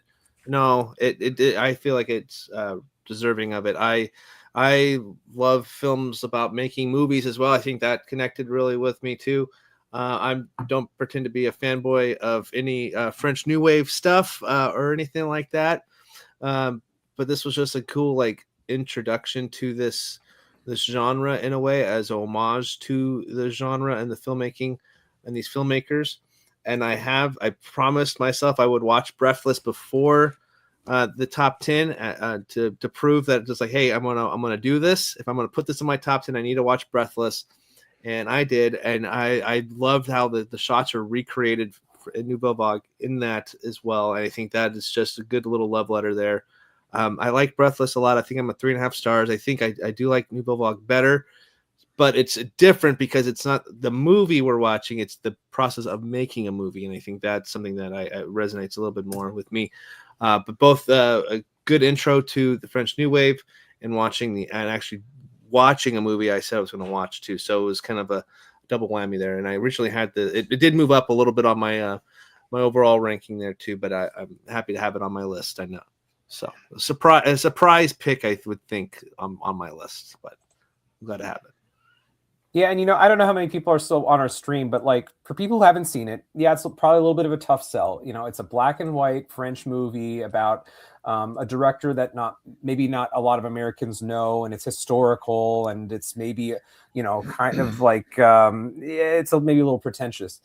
I cannot like reiterate how fun this movie is to watch. Like, it's just, even if you don't know all the people, like seeing how about like the little like mechanism that they build to move the camera on cart, like a wheeled cart. I mean, that's so funny, I think anybody who's ever tried to make movies will see themselves in that scene a little bit. I love how like he's like this prophet of the cinema. Like he has all these like witty quotes, and later, they were kind of famous quotes like, the best way to criticize a movie is to make another movie. And it's just hilarious seeing Zoe Deutsch in particular have so much doubt and skepticism that this movie is going to amount to anything. Like she is just kind of laughing the whole time and thinking how ridiculous this outrageous French guy is. And I think in a way I can understand why a person who really loves the French New Wave and maybe someone who's never really seen it or know about it, why they both might like the movie. And I think that's a testament to what a great movie it is. So bravo, Rick, you've done it again. Hit it out of the park. I don't know if his other movie will appear on this episode, but 2 great movies in 1 year is always a rare feat. And it's too bad this one didn't get a lot of Oscar recognition, but it's an absolute banger. I love this movie. Yeah, I gave it 3 stars out of respect. yeah, I didn't get into it, but you could tell that there was quality there and a real love of an era of cinema that was worth telling the story of. All right, my number 3, which I accidentally flashed on the screen a little bit, and some may have seen it. One Battle After Another. Merlot. There we go. I knew it was going to pop up again. Adam, you're late on the button. Yeah, sorry. I didn't hear him the first time I said the movie. So I didn't either, so I was like, sure. oh wait, yeah. Sit Yeah, on there. all right. My stuff's slow. Okay. I'm glad we just didn't hear him because I was gonna be concerned. Okay. That means we're on to number 2. Adam. All right, number 2, we will three of us will be talking about Warfare. All right, There it is. Warfare.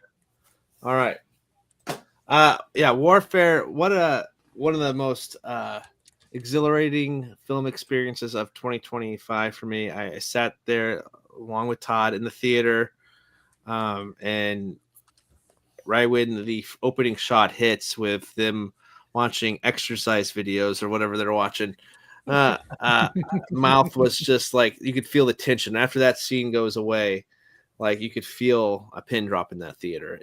You were on the edge of your seat, and it's an exhilarating watch. And I think what Raymond Mendoza and Alex Garland, did I pronounce that right? Both those people did were fantastic. Just a collaboration between a seasoned film director and also just a person who's as seasoned in the field, in the military aspect. I think it's a match made in heaven there. This movie getting overshadowed by any Academy or award circuit it's ridiculous. The ensemble is fantastic. I think we said Will Poulter's lead. I think he's having a really good year with Death of the Unicorn and this movie as well.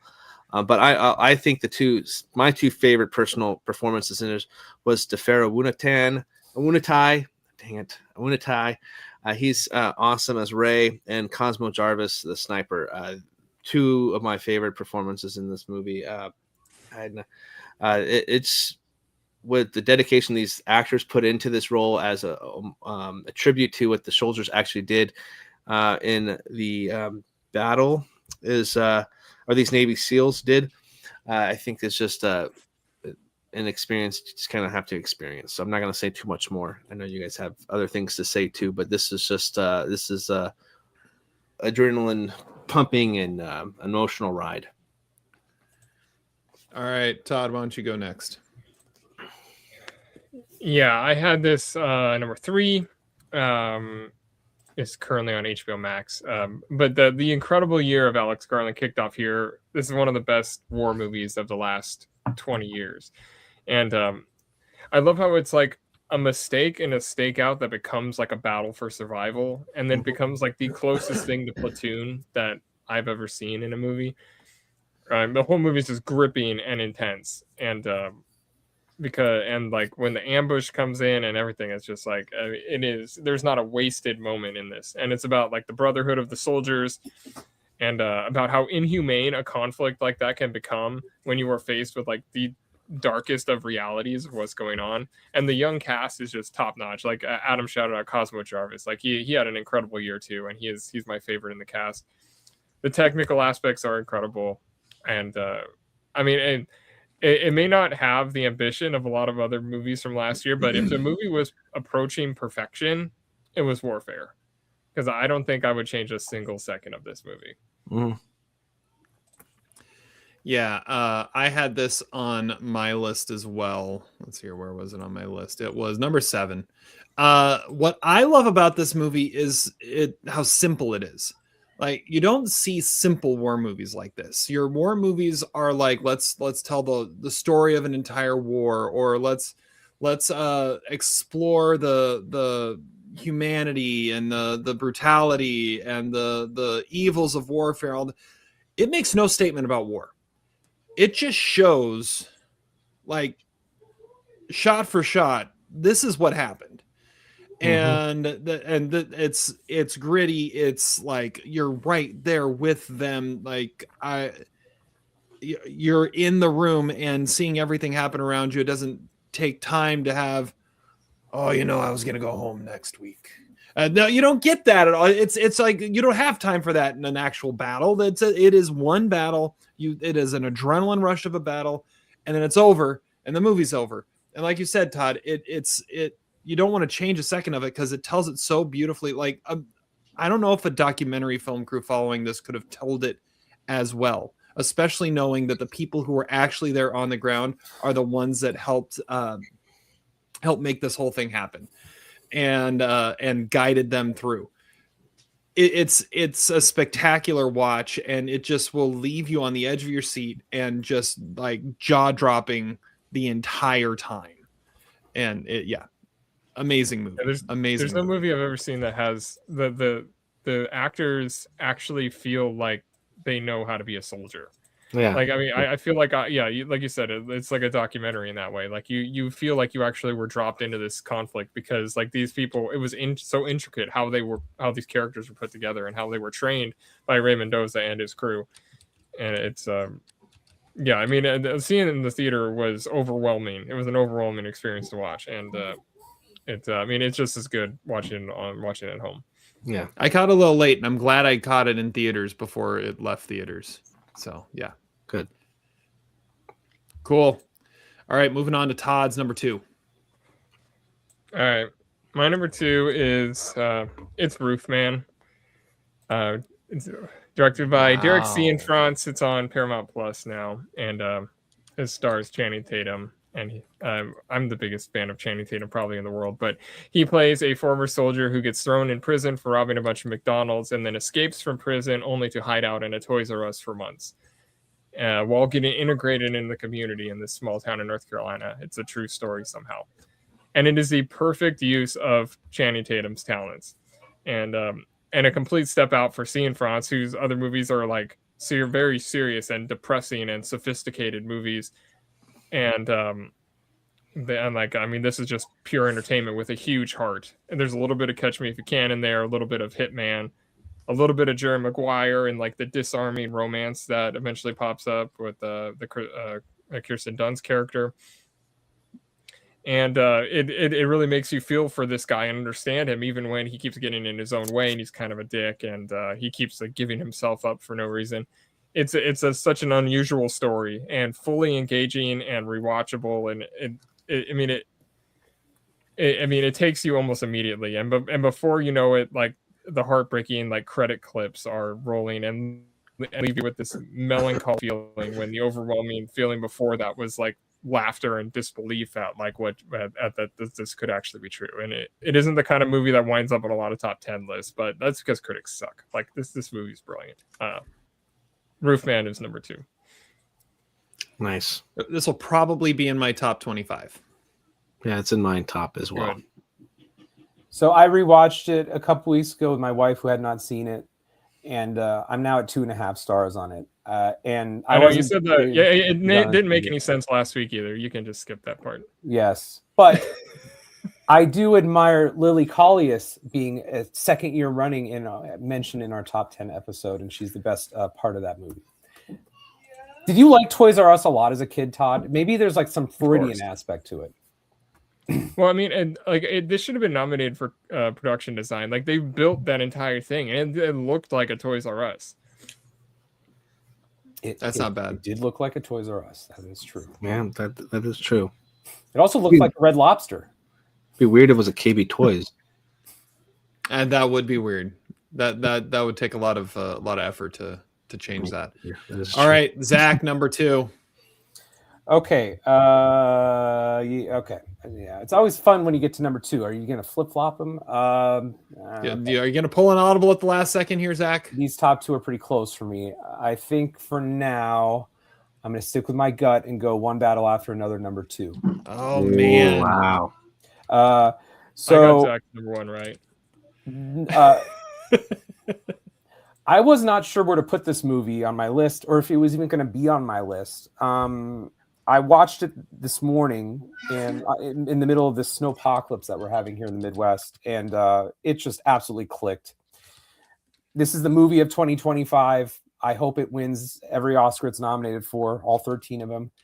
It's so funny that the Oscars are stacked like that. Like that would be big impressive deal. if both Benicio and Sean Penn Hey, won. a tie has happened before, and I think maybe they're both equally great.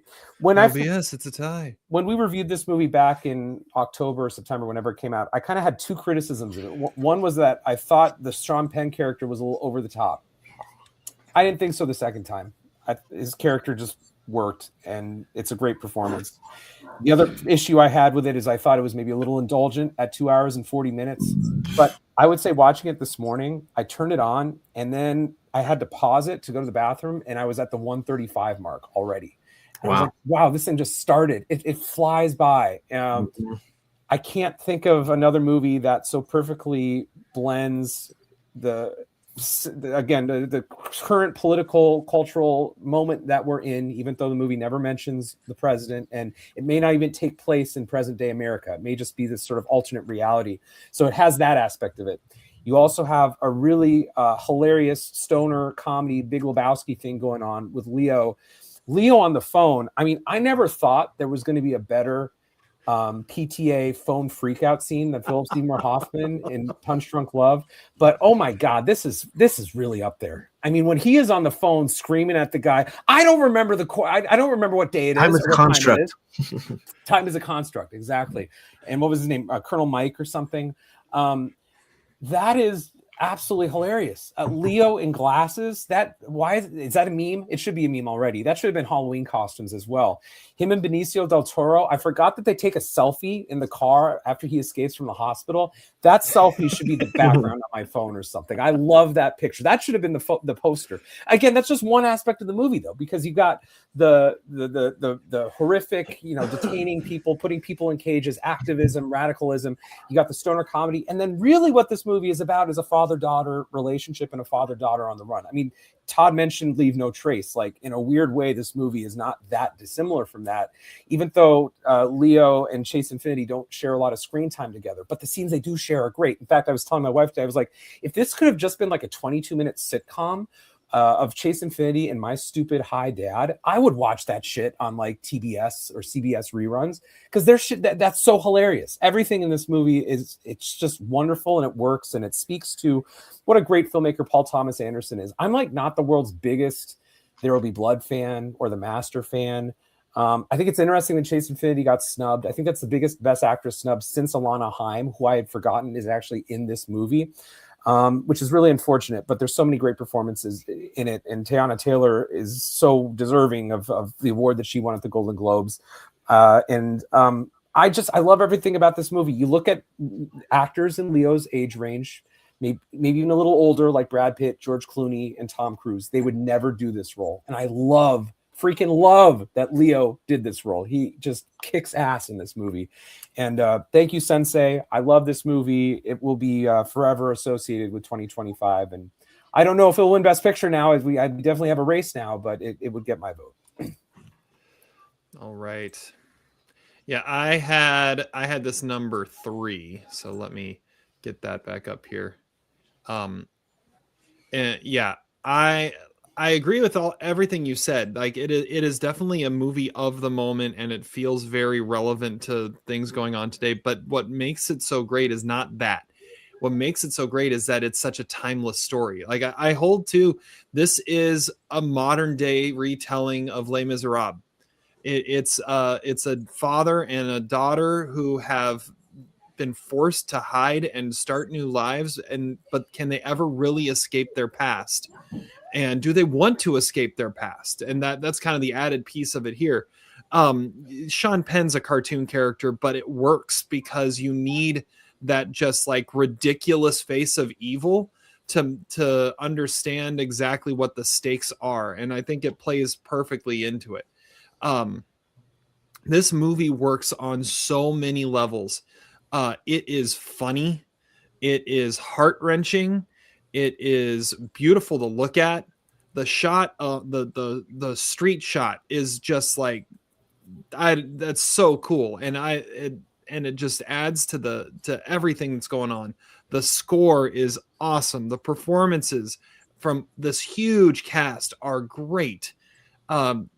I love the movie, and this is one I did get to rewatch, and I still love it. But it's one of those where I love it, but I'm kind of mad that I love it because of how much attention it's getting, and it's like the front runner to win Best Picture. I'm like, oh come on! It needs to be just the small movie that like everybody loves. That we need to fight for the justice of one battle after another. It's going to win Best Picture, but it deserves it. It's an amazing movie. Now, Adam, you also had this one on your list.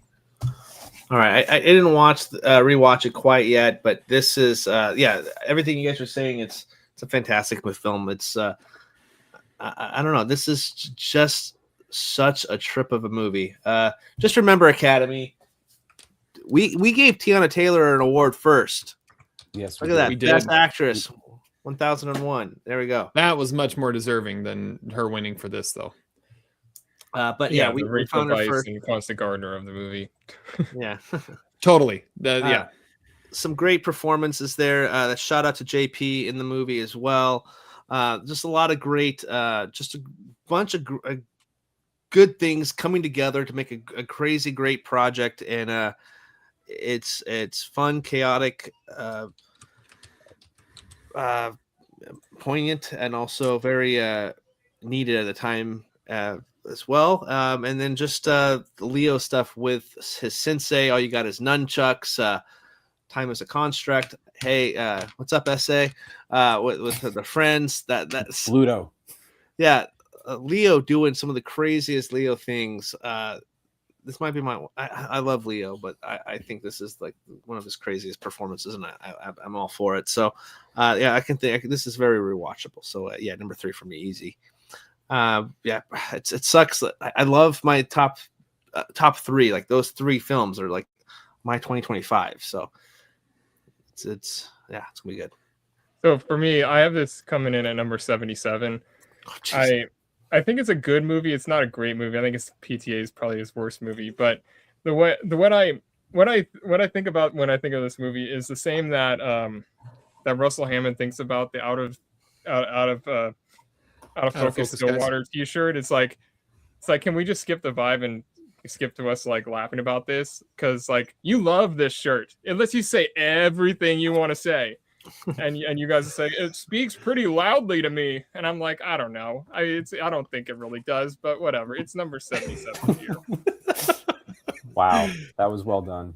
That was a great way to put it. I like that. Nice. And are we going to talk about Leo's appearance because it's becoming a problem? Your looks are becoming a problem. I'm glad Chase Infinity got snubbed because she was supporting. Yeah, this is true. Yeah, it's true. The movie has a rockin' soundtrack too. I hadn't really noticed that the first time. Great choice of music throughout. Johnny Greenfield or whoever, the guy who always does PTA's movies, has just a great score in this movie. And also, it's just it's so well shot too. And it says everything we need to say. Todd's absolutely right about it. It just flows well. It's hard to imagine a movie that is political and funny and action packed and as moving as it is. It's everything you want to see in movies. It's a Jim Valvano movie. It will make you laugh, will make you cry, and it'll make you think. Yeah, there you go. Also, Regina Hall's really good too. So Regina Hall is really good. See, that's the thing. Like Chase Infinity deserved to get snubbed because she was supporting. Tiana Taylor, she's good, but she's the Rachel Weisz role where she's gone after the first half hour. And Benicio del Toro is fun, but in no way did he have enough to do to earn an Oscar nomination. So this is why I'm like, I love this movie, but why are we loving these parts of it? Yeah, Benicio is like an amazing Larry nominee at the Pinos, not an Oscar nominated. Exactly. See, I think the real snub was Carlos McFarland as Bluto, who is Willow's friend. Yeah. When he gets detained, and he's essay. Yo, essay. I'm not talking to you, essay. That kid looks like a lot of kids I know in my class. I love his like dead stare when he's doing his interrogation. Those kids are low-key really funny in the movie. They're really good. Everything works in it. All right. My number 2. All right, 1 and 2. I was going back and forth with these two movies. I love them for completely different reasons. And what I settled on at number 2 was Train Dreams. Merlot. Merlot. I did not expect a Merlot on that. Okay. All right. So That was my long shot pick for Adam. Damn it. oh wow. Okay. I don't. Want me to keep talking about it, I guess, Adam. Yeah. Oh yeah. So Adam, hey Adam, what's your number 1, Adam? I know, right? When you So said technically, Terry doesn't think that One Battle should win Best Picture. He thinks it should be Train Dreams. Or Yeah. whatever number 1. Oh, I know what his number 1 is. Yeah. All right. Train Dreams number 1. Okay, so this, when we've reviewed it on the channel, I remember Zach not being the craziest of fans of it. This was the movie that Todd championed to watch. He was on his most anticipated list, I believe. And then Terry reviewed it, and then I reviewed it, and we both gave it 4 stars. And again, this was sitting at like the 6 or 7 range until this week, and I rewatched it and got caught up into that Will Patton like narration, the feels of Joel Edgerton losing his child, and just the whole journey that this guy takes. Even like my favorite part of the snippet of it is when the war has ended and he's trying to find a bunch of odd jobs, and he's come to find out this is going to be the time of his life he's going to look back most fondly on. And she's like, oh, it's eggs. And that narration right there is like, it's hard not to like be brought, for me anyway, be brought kind of having a tear in your eye, because that's the what drives this guy. It's the most beautiful movie I've seen in the last like a few years as well. I could watch cameras being mounted on trees falling down for a long time. I don't know. I've been watching a lot of TikToks of trees exploding because it's cold, but some of the cinematography, the things they were capturing in this movie, it's so beautiful. And I like the Carrie Condon shout out for Zach at the Oscar noms. It's kind of a long shot, but she's I know she's pretty solid in it. But this is Joel Edgerton movie. He is playing the person watching the watching. He's you as he's going through his life here, and there's some really good performances with Felicity Jones and William H. Macy there too. And this is one that after I watched it, I was like, I looked at my wife, like she never wasn't watching with me, but I was just like, honey, I think I just watched my favorite movie of the year, and it's Train Dreams, and I've watched it, like I started it again, and I just like been swept back into it. I could watch this movie for another like hour, like that. I could. But so anyway, it's my number 1. I can't. It's a feeling that I had, and I was like, right when I watched it, like, yeah, that's clearly the best thing I've watched. So got swept back into it. I want to watch the novella though. Let me talk about this one now. So yeah, this is number 2 on my list, and I am waiting to go back and rewatch this one. I haven't had a chance to. So the only time I've watched it was with Todd in a random hotel in the middle of Pennsylvania, because that's when it came out. On your phone? No, it wasn't on the phone, but it was on a small TV before we hopped in the car and drove to the Penn State game. Yeah. And I instantly, like, I fell in love with this movie, and it's just got this vibe to it. And you're right, Will Patton just kind of lulls you into it and just settles you into what's going on. The visuals in this movie are gorgeous. And I was trying to explain it to my wife, and this was the explanation I came up with. I said, think Forrest Gump, but he's a lumberjack and nothing happens to him. Like that's Train Dreams. Like, because he meets the random groups of people along the way, and has these interesting conversations with different people. But he's just this quiet guy who just kind of goes about his business and does his thing. And this directing, or this filmmaking team of Clint Bentley and Greg Cuidar, I mean, they did Sing Sing, and now they did Train Dreams, and Sing Sing was, I think, top 3 movie for me last year, and now Train Dreams is number 2. It is they know what they're doing. They know how to make moving stories that really can take hold of you, and they're so different too. Like, you've got one is a modern prison drama, while the other one is just telling the contemplative story of a lumberjack in the Northwest in the turn of the century. So I don't know why it works, but it does. And I would, like you said, Adam, I'd watch hours of this because it's just so well done. You're watching something great as you're watching it. And we got a comment from a viewer here. Let's see here. The state of Kansas is going to boycott this podcast because of William H. Macy and Train Dreams. That's the best part of it. Yeah, I love Train Dreams too. It was there's like a clump of movies outside my top 10 that were all in contention for like 9 and 10. This is one of them, and this should be winning cinematography at the Oscars. If it wins, that would be a huge upset because it's such a small production, but it's the most beautifully shot movie of the year. Mm-hmm. Yeah, I agree. It's just gorgeous. If I had seen it in a theater, it might have hit different. I regret not seeing the greatness in it that you guys see in it, but because normally I'm all over like the artsy Best Picture nominee that has no chance of winning. I like the filmmakers. I regret not seeing the greatness in it. I will give it a second chance at some point. Nice, good. All right, Todd, number 1. This was my guess for his number 1. Okay. Yeah, so like the last couple of years, I had a weird feeling. I was putting like Blackberry and Daddy-O above Killers of the Flower Moon and Anora. Like, not that they're weaker movies, just a little weird putting like, the Slider one above like these masterpieces. But this year I couldn't put Roofman above Hamnet.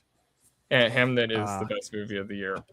This is the story of it's William Shakespeare and his wife Agnes dealing with an unspeakable tragedy and how that grief can lead one into creating some of the greatest art known to man. And when the passion sets in, the acting is otherworldly in this.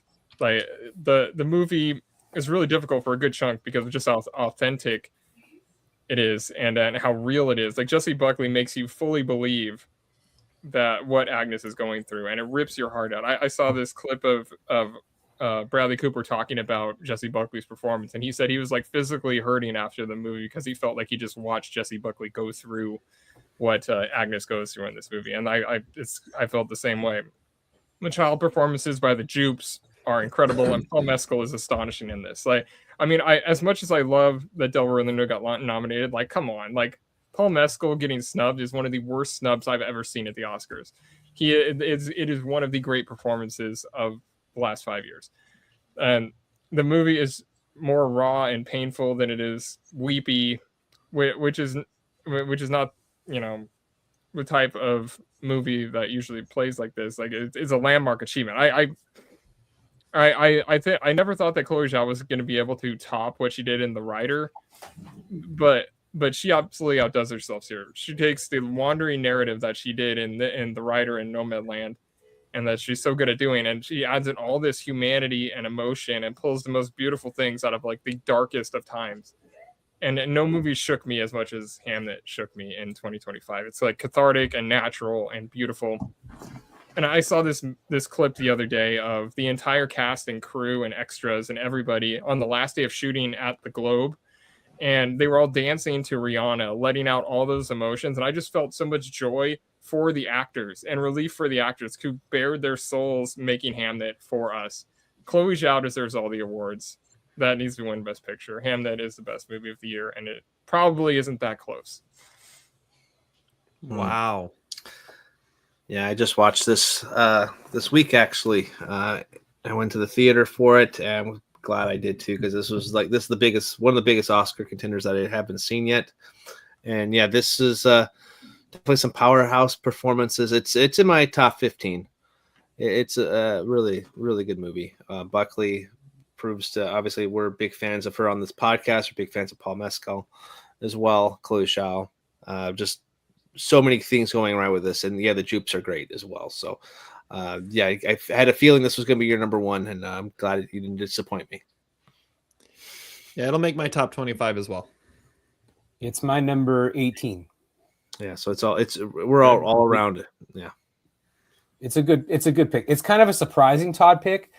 Todd has not picked movies like that. I can't think of all of our number ones are always different, but it doesn't have the kind of dark, violent griminess that sometimes your number one films have. So I was surprised, and I remember when you reviewed that. Daddy-O and Blackberry were my last two. Those are kind of dark and grimy a little bit. I think I reject the label that this movie is Oscar bait. I think that's a very lazy claim to make about the movie. It's from people who haven't seen it. I think it's the same thing that people said about Maestro too. It's unfortunate that I think it's getting that label a little bit. Just watch the movie even with the sound off, and you can understand why it's so impactful to see in a theater. And it's a cool movie. I don't think Chloe Zhao is capable of making Oscar bait. Yeah, she like I said, she has those wandering narratives that is nothing like any other director what they do, and then she makes Eternals. Yeah. Well, but so does this redeem Eternals then? Because some of the money from Eternals must have been funneled into this, right? Or Eternals must have somehow forged this movie. So maybe you should bump that up a half star or something. No, we shouldn't. Eternals wasn't horrible. It wasn't horrible. Okay. No. All right. Zach, what's your number one? 30 million per budget on Hamnet. That's pretty good. Okay, well, I had to also I like Terry's rant a little bit. I can't just go with the Oscar frontrunner. That's too obvious. So I'm gonna go with the movie that I've championed this year. It was my number one at the break. I'm amazed that I even saw it because no critics have really talked about this movie. It has a weird release schedule. It was only released in America in 2025, but technically was made in 2023. It is an Irish movie called That They May Face the Rising Sun. It has 696 votes on IMDb, and it's directed by a guy named Pat Collins. And Collins is my mom's maiden name, so maybe, she was from Ireland, so her family's from Ireland, so maybe he's a distant relative. I'm almost done reading the book version of it by an author named John McGarren. The book was published in the United States called By the Lake, and it was his last book before he died in 2006. Pat Collins, apparently, this is his feature-length debut, and he made a documentary about the Irish writer John McGarren. So that's how he was kind of introduced to this material. And so the movie is a little bit autobiographical from John McGarren's perspective. It's about a couple in their 40s or 50s, and their names are Joe and Kate, and they live in kind of a remote area of Northern Ireland in the early 1980s.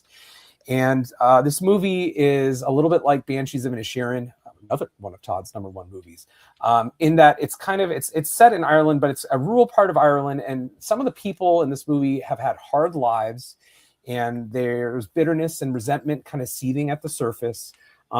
These two folks are kind of new to the area, so there's a little bit of resentment against them. Also, they're kind of artisan types who don't go to church, which raises some eyebrows. There's another character in the movie who grew up in the community in Ireland, but has now left it and gone to England, almost like an inverse of what the main characters do. The main characters in this movie, I think the point of this movie was kind of to show how community worked, maybe before the internet and TV. There is no real technology in this movie. There's one point a character says, hey, maybe next year we won't have to write letters to each other because they'll actually install phone lines. It just doesn't really exist in this part of Ireland at this time of history.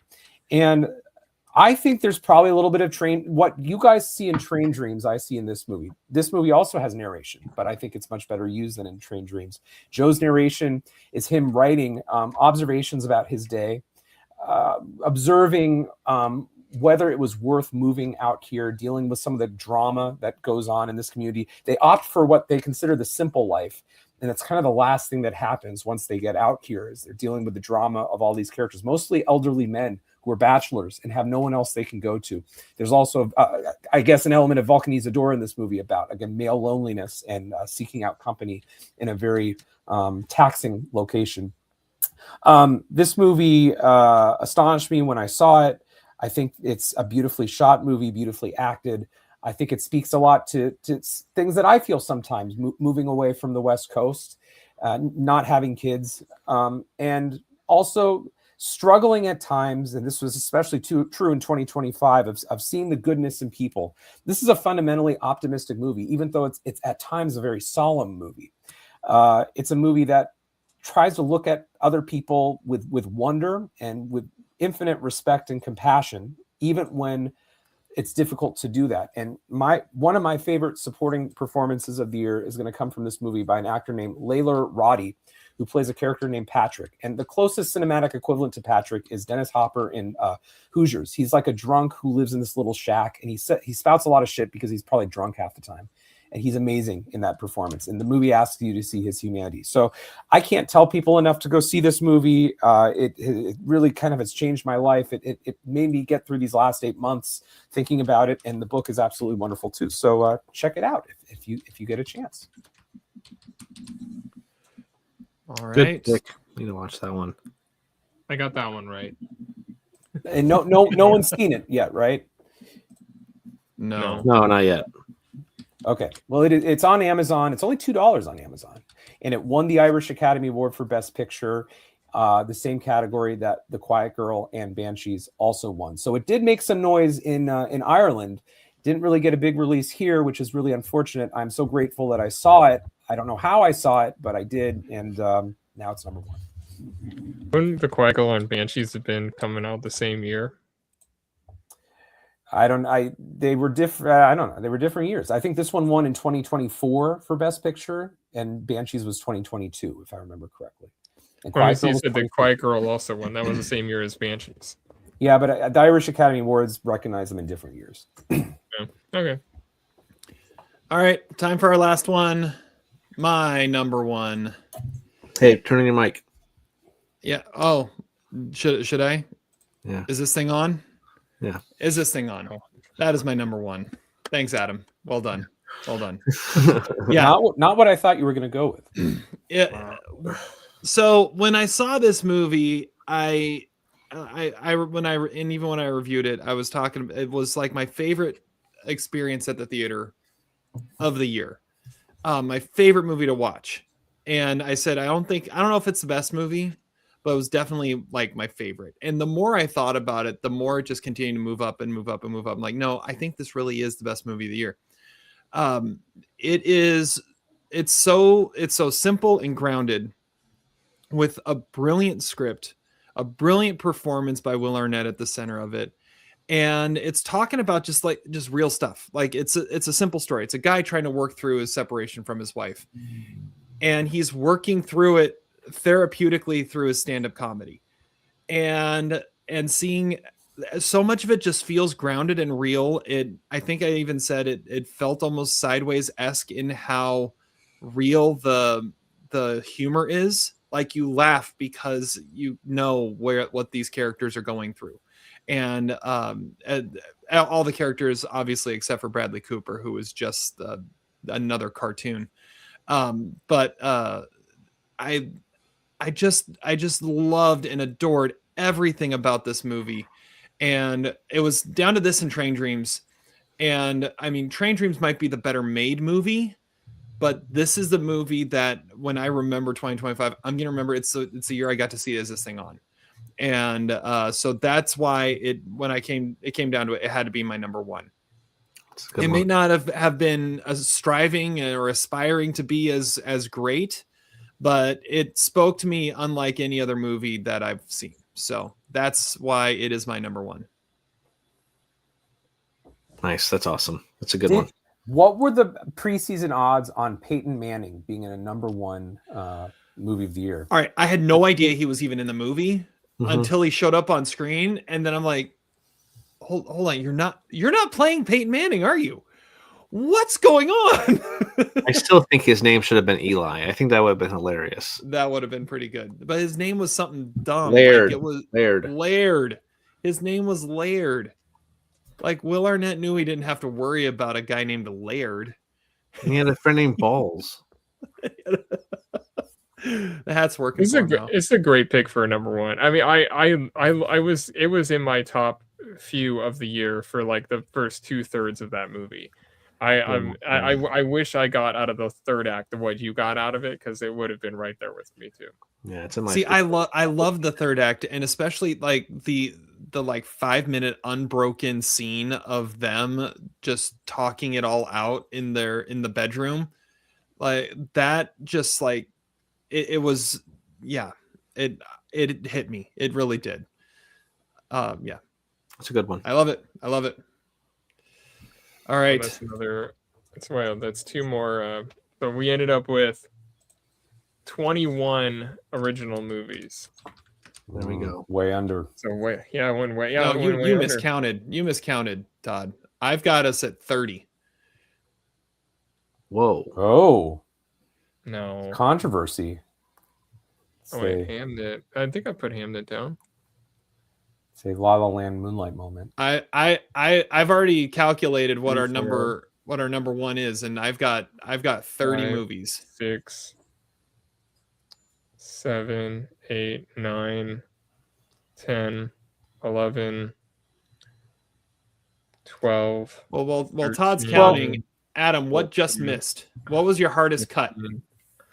Oh, what's funny is you put it at the bottom of your list.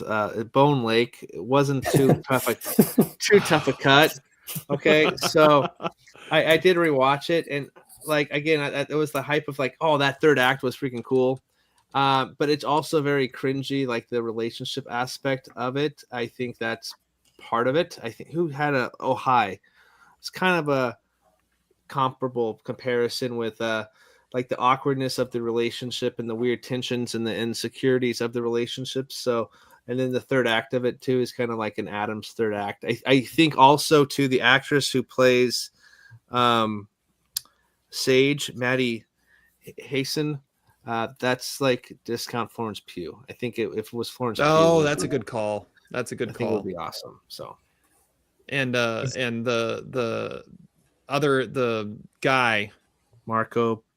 no, the not Alex Diego, Rowe. the other one. Yeah, Alex Rowe. He was like discount jacked up Dave Franco. Yeah, from like Together. Yeah, Mm-hmm. that's a good call. So All we right. go 10-1 for Adam now, or No, let's hear the let's other. finish the toughest cuts. okay. So Well, it's actually Todd. 22, Terry. It's nowhere near 30. It's 22. How- I missed how one. did you? I have 30 movies down. So he's doing we like had- and we America, only had help 8 us. overlaps. Freaky Friday, can you help us? he's not counting movies that get Earl, overlapped. are you That's there? Why? Yeah, Anything I that got know. overlapped, he's not counting. as Movies unique. that got mentioned? Oh, movies. Yeah, that got movies mentioned. that got mentioned. There are 30 movies that got mentioned on the top 10s. There are 8 overlaps. It feels Anyways, like well, it's closer to Terry. there we That looks go. like a lot of Game movies Freak there. There we Hamlet's go. the only one that you've heard of. Well, Train Dreams is on Netflix. Check it out. It's worth it. This is Haven't another heard of comment from Game One Battle Freakness. After Thanks for Another. staying with us for all 3 hours of this. That Yeah, is that is impressive. Cool. Even through every time Zach intentionally got your name wrong. But yeah. And then is this thing Okay. on? Was in theaters for like a week. Yeah. And I don't know about the other one. Yeah, that's a Zach movie. So all right, Most of- Todd, what was your toughest cut? Sentimental Value was my number 11. I mean, it could easily have been there with preparation for the next life, but that's number 11. Zach. Blue Moon. I already had a Linklater movie on the list, and I'm not going to pay $20 on Prime to rewatch it. But I think in pretty much any other year, that is I thought after walking out of that movie that for sure it would end up on my top 10. Yeah, Ethan Hawke's really good in that. I watched that last week too. Also, my dad's 2 favorite movies this year were Blue Moon and Hamnet. Wow. Nice. All right, my toughest cut. If I had legs, I'd kick you. That was my highest rated 3.5 star movie. Mhm. On the list until I watched Twinless. So that was a tough cut. Nice. All right, If you count these up, Begonia, Preparation. hold on. No, we'll do it after. We'll do it after. Off We'll do it off after. camera. Let's Off finish camera. this off camera. We don't Should need to go worry for about more. that. You can call me out if I'm Well, wrong. one person has next had time. alcohol, the other one hasn't. This is true. He's All right, Terry and we're gonna Todd. go- Terry and we're gonna Cash go are 10 to second 1. ones. let's I go was 10 to eyeing 1 it with up. all of ours. And then we're gonna go to and then we're gonna release our top 5 of the year. Okay. That will give us a little preview of the top movies we're gonna be talking about at the Pinos. So Adam, 10 to 1. All right. Yeah, no comic book movies here, unfortunately. All right. Number 10, Begonia. 9, Marty Supreme. 8, It Was Just an Accident. 7, Nouvelle Vague. 6, Weapons. 5, The Perfect Neighbor. 4, Ephus. 3, One Battle After Another. 2, Warfare. 1, Train Dreams. Todd. Number 10, Preparation for the Next Life. Number 9, Oh Hi. Number 8, On Becoming a Guinea Fowl. 7 is 28 Years Later. Number 6 is Suleiman's Story. Number 5 is She Rides Shotgun. Number 4 is Sarat. Number 3, Warfare. Number 2, Roofman. And the best movie of the year was Hamnet. Zach. All right. Number 10, Don't Let's Go to the Dogs Tonight. Number 9, Familiar Touch. Number 8, Urchin. Number 7, Relay. Number 6, Vulcanizadora. Number 5, The Perfect Neighbor. Number 4, Suleiman's Story. Number 3, Nouvelle Vague. Number 2, One Battle After Another. And I just am seeing here that they renamed my favorite movie of the year, That They May Face the Hamnet. Yep. It didn't fit, okay. Apparently they crossed the sea over to Here, Stratford. I had it fit on this list. It's there, but I couldn't have it fit on the big Facing list. Okay. Hamnet's always a good thing. And mine, number 10, Sentimental Value. Number 9, It Was Just an Accident. Number 8, Last Breath. Number 7, Warfare. Number 6, Twinless. Number 5, Left-Handed Girl. Number 4, Marty Supreme. Number 3, One Battle After Another. Number 2, Train Dreams. Number 1 is This Thing On. All right. Now let's reveal our top 5 of the year. So I tabulated all this. I took overlaps and who had them higher on the list, and I came up with what our top 5 is. And it's an interesting list. Like there are only 8 movies that overlapped. Only two showed up on more than 2 lists. So that's going to be 1 and 2. Number 5 is Suleiman's Story. Nice. Number 4 is Nouvelle Vague. There we go. Number 3, Train Dreams. Number 2, Warfare. And number 1, One Battle After Another. Wow. So Perfect Neighbor must crazy. There was a 3-way tie with Nouvelle Vague, Suleiman's Story, and The Perfect Neighbor. Yeah. They had the same point total, but Nouvelle Vague hit a higher point on lists. So it was 4th, and then Suleiman's Story had the next highest spot on the list, and then The Perfect Neighbor. And the only other 2 that were overlapped were Marty Supreme and It Was Just an Accident. Everything else was there was not a lot of overlap. There's no film on all 4 lists, only 1 film on 3 lists. This would have been a good year. Oh, okay. Yeah, 2 films. Warfare, yeah. Warfare. This would have been a good year for the under if we had kept that category, which apparently is now retired. Last year we also only had 8 overlaps last year, but we did have a movie on all 4 lists. So, which one? Honora. Oh yeah, was on all 4 lists. Yeah. Speaking. All right. Well, there we go. Well, speaking of Honora, next week. Speaking of Honora, that's what we'll be doing next week. We will be deep diving Honora next week to celebrate. It was our 2024 Pinot winner for Best Picture. And to celebrate the upcoming Pinots of celebrating the films of 2025, we are going to do a deep dive of the 2024 winner, followed by, after the Pinots are in 2 weeks. In 3 weeks, we're going to do a deep dive of the 2023 winner, Killers of the Flower Moon. So we've got some great stuff planned. It's going to be great. Thank you guys so much for sticking with us for over 3 hours here. Thank you so much for Game Freakness, for hanging out. And